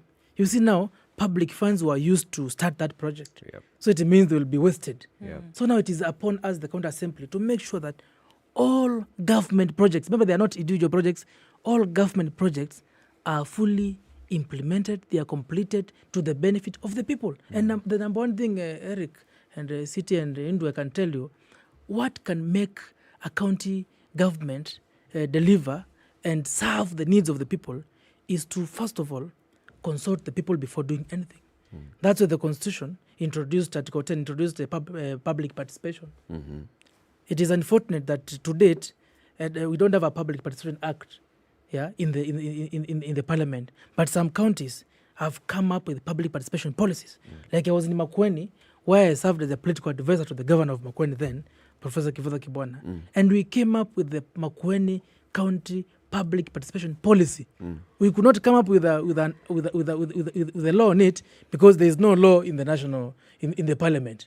Remember, all the laws we can make, they are like, we can call them bylaws. So it's basically just adopting the national law. Exactly. We normally adopt and now we customize to the particular county. So now in Makueni we made a policy which the governor implemented. So now, me, if I was to be asked, in Kitui, and I've asked my members, and they have agreed with me, we must come up with a public participation policy, whereby from the beginning, before the county executive comes up with any project, they consult the people. You have to go to the people. Yes, and the MCAs must be fully involved in that public participation forums, whereby the people will tell you, we want this, we don't want this. Because sometimes the executive and the people around the executive, let me call them cartels for lack of a better word, they may want an easy way of getting money from the government. Then now they will just come up with a project which will just make them get money, and that project is not a priority to the people. So we must make sure we prioritize on the needs of the people. The same lack of prioritization has been leveled against legislators, whether it's at the national level or even at the county level. Yes. How do you make sure that people are involved? It's not an MCA coming to say, you know, what would be what wanataka tanki ya maji. Yes. How do you make sure that actually when a member stands on the floor of the house to say what wanataka tanki ya maji, there's evidence to show that this MCA collected the views from the people? Yes. There's what we call the Ward Forum Fund, where the MCAs are funded by the government to go and meet the people, consult them, get their views on what they want. And also there are public participation forums, where now the people are informed that on this day, this place, we shall have a public participation where now we want to get your views on what you need. But as the County Assembly of Kitui, and these are an idea I sold to the members and they agreed with me, we want to devolve our County Assembly sittings, whereby we may have what we may call bunge mashinani, where now we'll be going to every ward. If it is a ward, for example, called No Ward, we go there, we have our sittings there, and members of the public come and tell us their needs, what they need the assembly to adopt. Because it is what we adopt as an assembly, that is what the executive implements. So now we have to fully engage the people. We must have forums of engaging the people and getting what they want. Because Eric, and the problem why many times the priorities are not met is because the MCAs, who are the ward representatives, are not fully involved in these public participation forums. The governor may call a few people, maybe 10, 20, and call them for public participation. But in the real sense, it is private public participation, not even a public participation. Because they call a few people, a few of their friends. Then they sign. Yes, wanakula nyama. Then they say, this is what we have, the people of this ward have said this. So the MCAs must be part of this. And to do a proper oversight, another step. Once now the MCAs and the members agree this is our project, even in the implementation of that project, the members of the County Assembly and their people must be fully involved. If there are what we call project planning committees, those committees should be fully chaired by the MCAs and also members of the executive, whereby from the beginning, supervision is being done from the beginning. Instead of waiting until a road is constructed and after the rains, there's no road anymore. Because maybe the engineers did a shortcut and there was no efficient supervision. So by the time you want to say you want to oversight at the end, then you'll be late. Too late. So we want to have the assembly fully involved in this oversight all the way from the beginning. And let the people say, this is what we want, and we do that for them. And we see what is happening. Yes. Let's take a break at 9:30. Kevin Katisia is the Speaker of the Kitui County Assembly. We are talking about the role of county assemblies in oversighting governors. Now we have governors in office, we've got county assemblies in office. Properly constituted, the job begins. The job of oversighting governors, and he's giving us his insights and his thoughts on how county assemblies should be able to do this. Kevin, yes. There's a man who was called Cosmas Ndeti. You know Cosmas Ndeti? Famous athlete. Yes, I think I've heard of him. Yes. Famous athlete. Yes. Marathoner. So your county and Machakos and Makueni have produced people who have run for this country. No, that's just one of very many. Now, we want you also to become one of those. Thank you. By running the Standard Chapter Nairobi Marathon on the 30th of October. 30th of October, I will realize that and I'll come to run. No. Before you run, we don't want you collapsing on us. Yes. You must train. Yes, I will train. You must prepare. Yes. Let it continue. Start feeling like an athlete. Yes. Run a couple of kilometers, every day, walk, then run, then you get yourself ready so that by the 30th of October, you're ready. But we can already register today. Just go to nairobimarathon.com. Yes. It's a website. That's where you register. You can register for the physical run on the 30th in Nairobi, or you and a few MCAs in Kitui can actually register for the virtual run. So from the 23rd to the 30th, you'll be running, and every day you just log in your timing. And when you log in your timing, then it just aggregates you and shows you how well you're faring compared to other people who are running in other parts. So there are people who will be running in Kitui. Which country ends with UI? UI. Bangui. Paraguay. Paraguay. Yeah. UI. Oh, you want the actual U? Yeah, the letter U itself. and I, like a Bangui. Okay, Nairobi. You can do it. You can do it. There you go. So you'll be comparing yourself with everybody else who's running across the globe for the Standard Chapter Nairobi Marathon 2022 virtual run. Yes, it's a good thing to do. Sure, keeps you healthy. Yeah, and makes you proud of what you're doing. Yes. We'll tell you more about it. Thank you. NairobiMarathon.com. This is the Situation Room, the only way to start your day. We know it is cold, but Cold Stone Creamery has hot deals for you. This month, enjoy cups of rich and creamy ice cream, delicious ice cream cakes, and fresh oven-baked cakes at amazing prices. Visit any of our stores in Nairobi or Mombasa and indulge in your favorite treats. Cold Stone Creamery, the ultimate ice cream experience.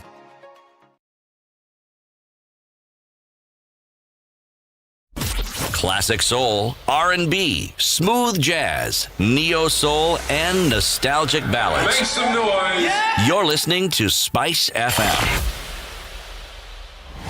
3, 2. Everybody, welcome to Kenya's biggest conversation. How are you, madam? Mr. Mr. ako sawa, madam pia ako hapa. Neri Latifa, Kisumu, Madam Du, nimesalimia wote sana. Tumepokea salamu, asante sana. Hapa Garissa today the weather is very good, only that baridi inatupeleka mbio sana. So baridi ni degree ngapi hapo? Hata sijui lakini madam tunakauka sana. If you want to follow the money trail, you've got to think like a thief to be able to catch that thief. A slap from a friend is better than a kiss from an enemy. You remember the kiss of Judas Iscariot?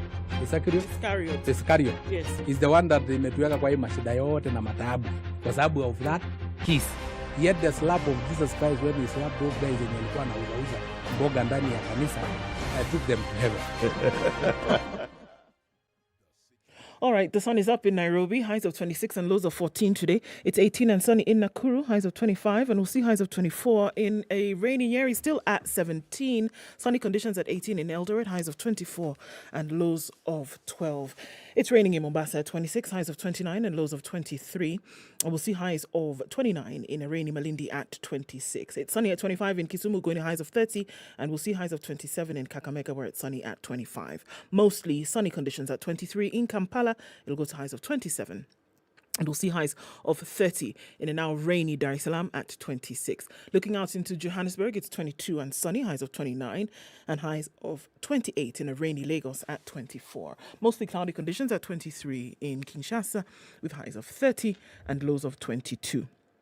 Looking out into Beijing, it's 30. That will be the high this afternoon. It's sunny at 28. Light rain in Paris at 11. Highs of 15. And 15 will also be the high in a cloudy London at 10.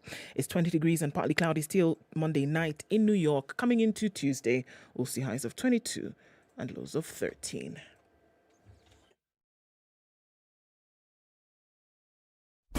Classic soul, R&B, smooth jazz, neo soul, and nostalgic ballads. Make some noise. Yeah. You're listening to Spice FM. Jogger Road, still having that issue this morning, but mostly Landis Road, trying to get into the city, coming off from Gong Road, that continues for a while. And James Gishuru, that whole Ring Road, Westlands area, still with some traffic. It's still very heavy on the Thika Superhighway. We're looking at it coming through the Pangani underpass out into the city. And Kiambu Road is looking a lot better now. We'll probably have some traffic for a little while longer this morning. Just in case, let us know what's going on through the morning on SpiceFM, KE on Twitter.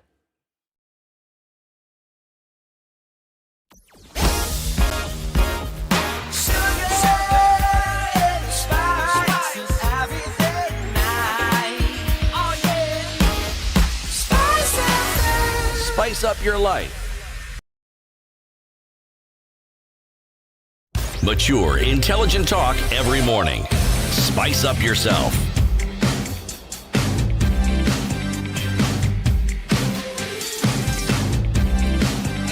Mornings done right. 94.4 Spice FM, Nairobi. The Speaker of the Kitui County Assembly is still here with us. Mr. Speaker, sir. Yes, sir. Does the County Assembly have its own budget, or does it draw its budget from the executive at the County Assembly, in the county? Like at the beginning of the financial year, do you know how much money the County Assembly has to finance its operations? Yes, we do. And that is ring-fenced? Yes, that's true. Mm-hmm. Just like the Parliament, both the National Assembly and the Senate, Mm-hmm. The County Assembly have their own budget. But this budget has to be drawn through the executive. For us to get the money from the National Treasury, of course, through the control of budget, we do the requisition through the executive. So the County Executive Committee member for finance is the one who does the requisition on our behalf. Okay. So we plan our own things, but it is through the executive where now we can get our money from the National Treasury. And what do you use this money for? It's not for development. No, this money is for facilitating the members as they do their duties. Of course, issues of salaries, allowances when they go for official duties of the county assembly. And also, when members are doing their job, like now the committees, they have to meet and come up with a particular policy or oversight a particular project in the county executive. They have to be facilitated. Right. So actually this money is to facilitate the county assembly members in doing their job. However, there are also some funds for development, for the assembly development. Like if we want to have an office, like for example now, we don't have an office for every MCA in Kitui town, which are the headquarters of the county assembly. There's no office for any MCA apart from the speaker, the deputy speaker, majority leader and minority leader. So the other MCAs have no where they can call an office. Where have they been sitting for the last 9 years? From chambers, they go to hotels for the last 10 years. And it is a very big pity because there are funds which already have been set aside for constructing offices of the members of county assembly. So without attacking my predecessor, I think the previous regimes have failed. They seriously failed. You do know that the gentleman who was previously previous is now current. No, the speakers. The speakers. No. I'm attacking about the governor. You are talking speaker. I'm talking of governor. Because you get to the heart of the matter. Yes. You can have an active speaker. Yes. You can have a willing speaker. Yes. You can even have an assembly. Yes. But our experience with our county assembly is that they are usually captured by the governor, by the executive. Usually. That's what I'm saying. They are usually. I'm not talking about this one. Yes. So that you have, the story of accountability and what should happen. Yes. But the assembly more or less does what the governor wants them to do. And that is why I'm here to make a difference. So you're telling us that it is now the governor who will do what the county assembly wants him or her to do? Mostly, just as the city has said, mostly the governors take hostage the county assemblies, of course, through their speakers, whereby they have to do their bidding. But I can tell you, with the kind of leaders we have in Kitui County, I wish you were able to see them, and I will invite you maybe to come and visit us. Yes. The leaders, Why the are you MCAs. saying maybe? Why don't you just invite us? You are invited. You are invited officially. The leaders we have in Kitui County Assembly, they are professionals. Actually, many of them, 80% are my age mates. Right. 80%. And actually, from the beginning, the people of Kitui wanted to have a change in the leadership of Kitui County. And we will avoid interference by the governor and his county executive, by all means. We will work well with him, very well with him. I even told him during after our swearing in, I told the governor that we will work very well with you. We will cooperate with you, but you must also cooperate with us. And we told him, I'm sure you aid your manifesto, which you are selling to the people. All these MCAs also, they had their own manifesto. Let us meet, merge our manifestos, and work together. We can work, we are dependent on each other, but we are independent at the same time. So we must work together, but the assembly must be allowed. Because, for us to procure anything, or for us to make good use of our budget, it needs approval, not even approval, but the requisition by the assembly. We do our own approvals, but it is them to now link us with the National Treasury for the requisition. So I can tell you, Eric, that we will make sure that all the MCAs are well facilitated in doing their job. We must have offices at the headquarters and also at the ward level. Because believe you me, City, when Governor Malombe was the first governor of Kitui, he constructed ward offices for every ward admins. All ward administrators, they have offices for them. But MCAs in their wards, they have to rent a small room in the market. A small room in the market. There's no offices. That's where they meet people. Exactly. So, and there's a budget which has been actually set aside already for that. But as you are saying, I don't know what happened. This budget was not used. At some point, it was being misappropriated for other I think things. The things you're saying that they were. So Yes. now you're in there, you will see. Yes. And you'll understand. Yes. Because, Yes. you see, I like your energy. Thank you. I like your conviction. Thank you. I like even the vision you have for what ought to be done and the honesty with which you speak. Thank you. There is, however, a little check and balance with the reality of our politics. I have heard wonderful things said about Governor Malombe. Yes. I've heard about how forward-looking he is. Mm-hmm. I have friends in your county, so Yes. they tell me about Yes. this gentleman. Yes. Now, there is unfortunately a little element called the human element. Mm-hmm. Okay? Yes. And there is a little interference with something, a certain concept called power. Mm-hmm. People mean well and intend well until they are sent to the position where they actually have some power. Mm. Then the power comes in with its corrupting influence. Mm-hmm. And then all the lovely and wonderful ideals go away. Mm. I am even happy with the fact that you've mentioned that the bulk of the people in your assembly are young. Yes. Idealism tends to rest with the young, and that is an excellent thing. But also, the susceptibility to corruption, unfortunately, it doesn't choose the old or the young. In this country, it doesn't select. Mm-hmm. It's democratic. Mm. How does one avoid the temptations and the problems that most assemblies have been accused of? Mm. Because when we point to the governor and the problems, it's usually because there's no oversight at the assembly. Mm. They don't call to question the things that are happening. Mm-hmm. Then the Auditor General comes in, the anti-corruption, the ethics and anti-corruption come in. Mm. How does a county assembly ensure Mm-hmm. that the good governance, Mm-hmm. which ought to lead to the services that the people of, say, Kitui, Mm-hmm. voted for, Yes. how do you ensure that they get it? Because what will interfere with it is the corruption. Yes. It will interfere, and Yes. it will come. And you know who brings it? It's not you. It's people like myself and Eric who are business people and who want things done for us. Yes. We are the ones who will come in and we will seek to influence. That process of influence is what often ends up as corruption. AKA Yes. cartels. Yes. Yes, cartels. Thank you for that good question, CT. And I can tell you, the MCAs we have in Kitui County Assembly, they have actually demonstrated that they are not corruptible because they were offered a lot of money by the other speaker candidates. But they said, this young man with no money, because we have listened to him and we know he can deliver on his mandate, he is genuine, we are going to vote for him. And they voted for me overwhelmingly, regardless of what was being offered to them. That was a good show. But as you are saying, somebody can be tempted along the way.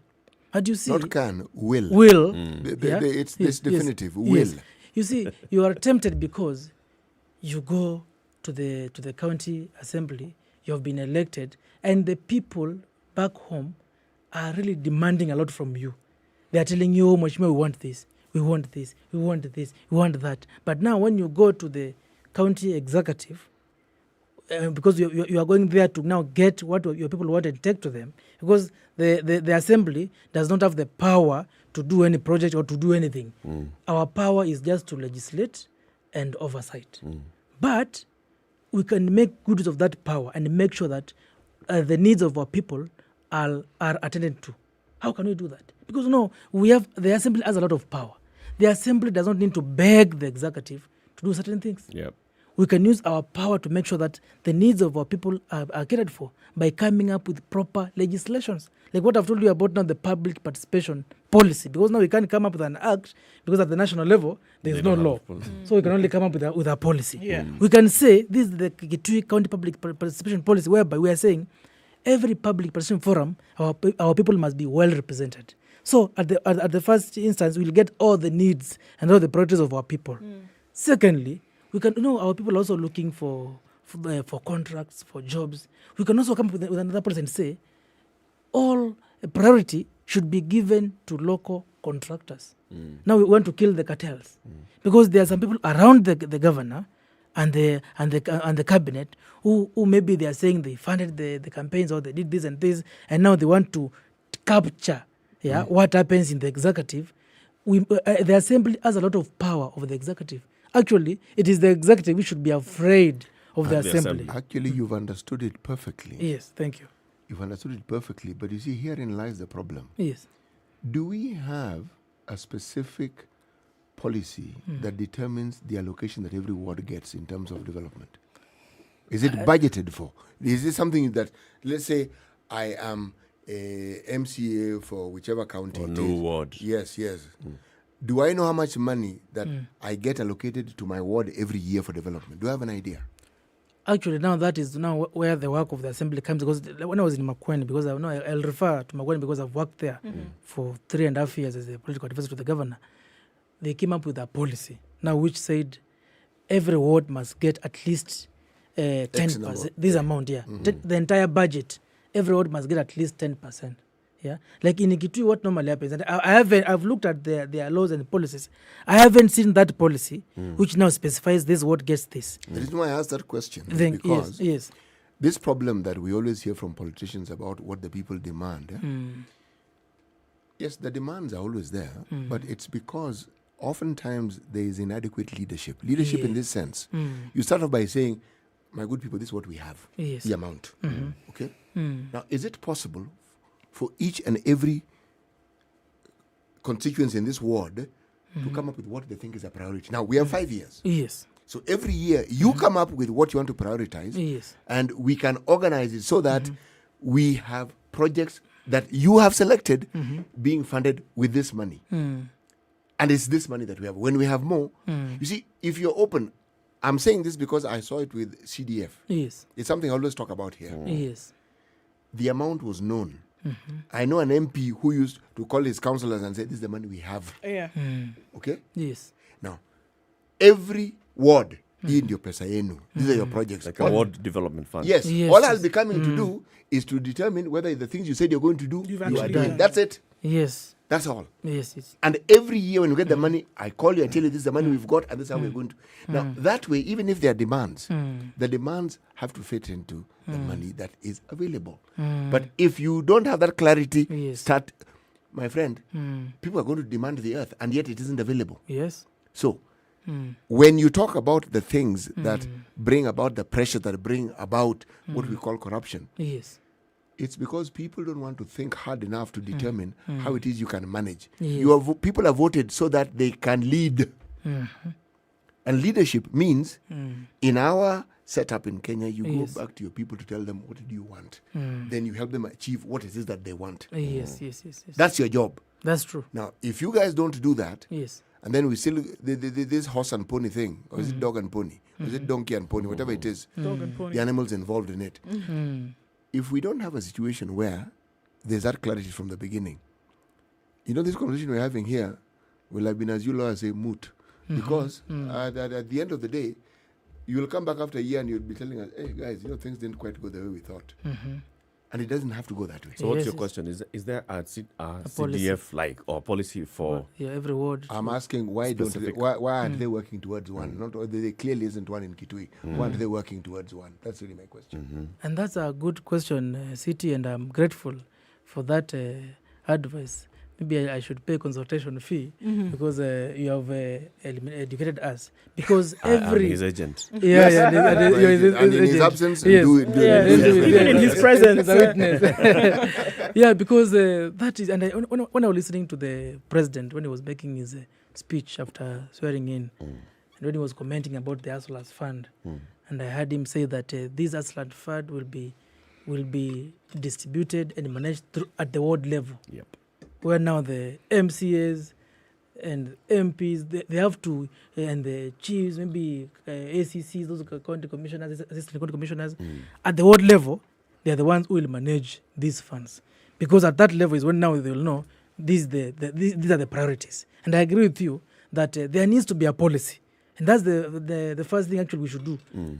Come up with a policy to ensure fair distribution of the county resources. Yep. Because you may find that in some areas, and that's why people fight, because they're saying our area has been neglected.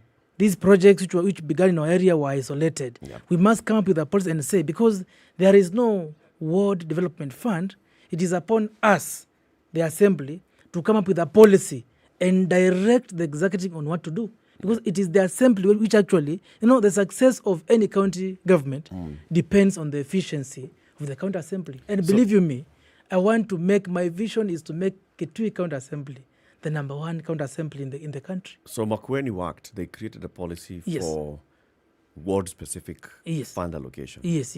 And the funds are to be managed by the MCA or the ward administrator? Of course, the funds was to be managed by the executive, the role, of course, at the ward level, under the supervision of the MCA. Okay. So the MCA, because the MCAs have no mandate on management of any funds, they can only supervise. Yeah, the next thing to be under kotini is chap. Yes. Faster sana. I want to ask a question here. One of the greatest accusations that has been leveled across the country for all MCAs is misuse of funds on these things they call, benchmarking, trips, just basically how to utilize the money that has been allocated to the county assembly for facilitation. They look to be facilitated for everything. We want to have a meeting, so we are MCAs in Kitui and we want to have a meeting, so let's go to, why don't we go to Machakos and meet at Manzoni Lodge for 3 days and then we go back to Kitui. And people have just basically said, you people have been misusing money. Who watches the watchman?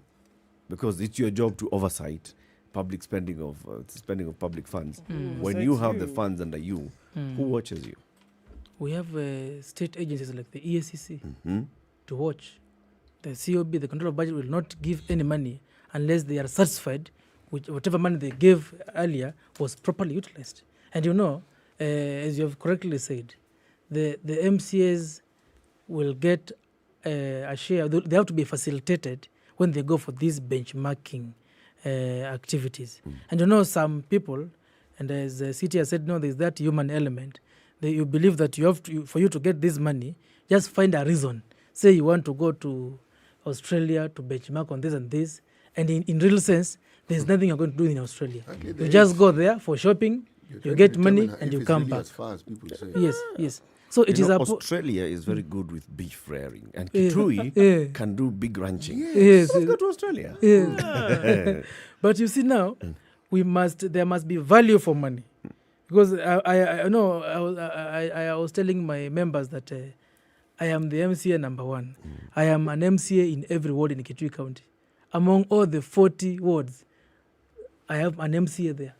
So I'll partner with them and I'll keep them on toes to make sure that they serve their people, because I'm equal an MCA, just like them. And when we go for these, let me call them capacity building events, excursions.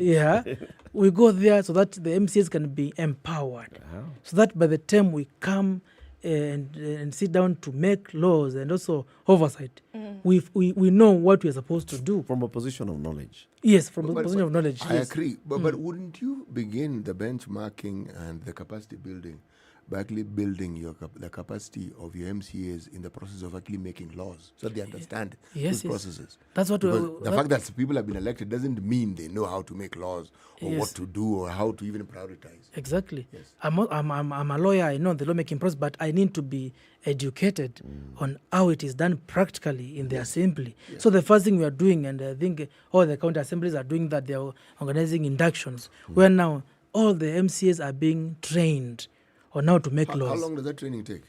It depends. Okay, after it has depended, how long does it take? it depends on the content of the... It depends. You know what I'm asking? Yes. The training that will actually enable an MCA to effectively contribute to the process of making a law. Yes, and the training is continuous. Because what we do, like we can have a week or to train on this particular aspect of lawmaking, we break, we go back and work, then we go, because you are trained continuously throughout your time in the assembly. It's continuous. We were told the Parliament has a training institute. Yes. For members of the National Assembly and the Senate. Do counties have? No, we don't have. Actually, we rely on that institute for Parliament. Even as we are planning for induction, we have requested for trainers from the Senate. Yes. Okay. We don't have, but we will work towards having one. Because even when it comes to lawmaking, we don't have a unit for lawmaking. The County Governments Act only allows us to partner with the Kenya Law Reports so that they can assist us in lawmaking. In drafting, yes. Yes. Kazi mingi sana. Kazi mingi sana. Speaker, asante sana for speaking to us today. Thank you. This morning. Yes, thank Take you. 30 seconds, pass a message to the people of Kitui County. I want to thank the people of Kitui County for electing one of the best MCAs in this country.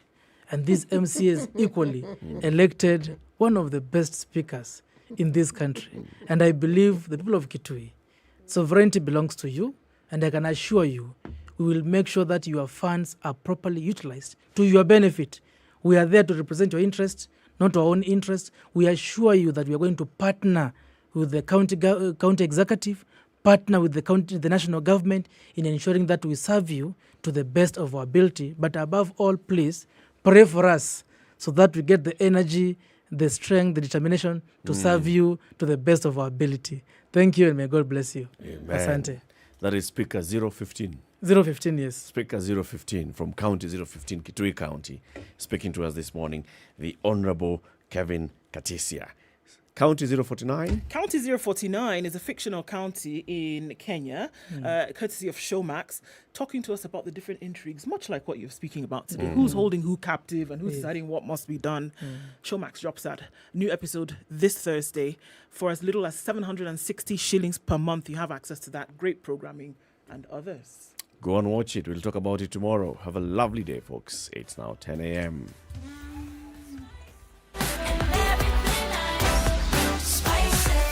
Spice up your life.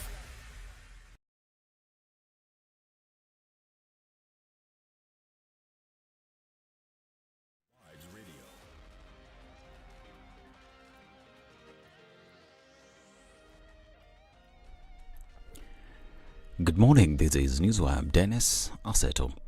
The body of lawyer Paul Gisheru is being preserved at the Lee Funeral Home even as investigation into the cause of his death continues. Gisheru was found lying unconscious on the sofa by his son, who raised a distress call before a neighbor responded. His son is equally admitted at the Karen Hospital for treatment. Our senior political affairs reporter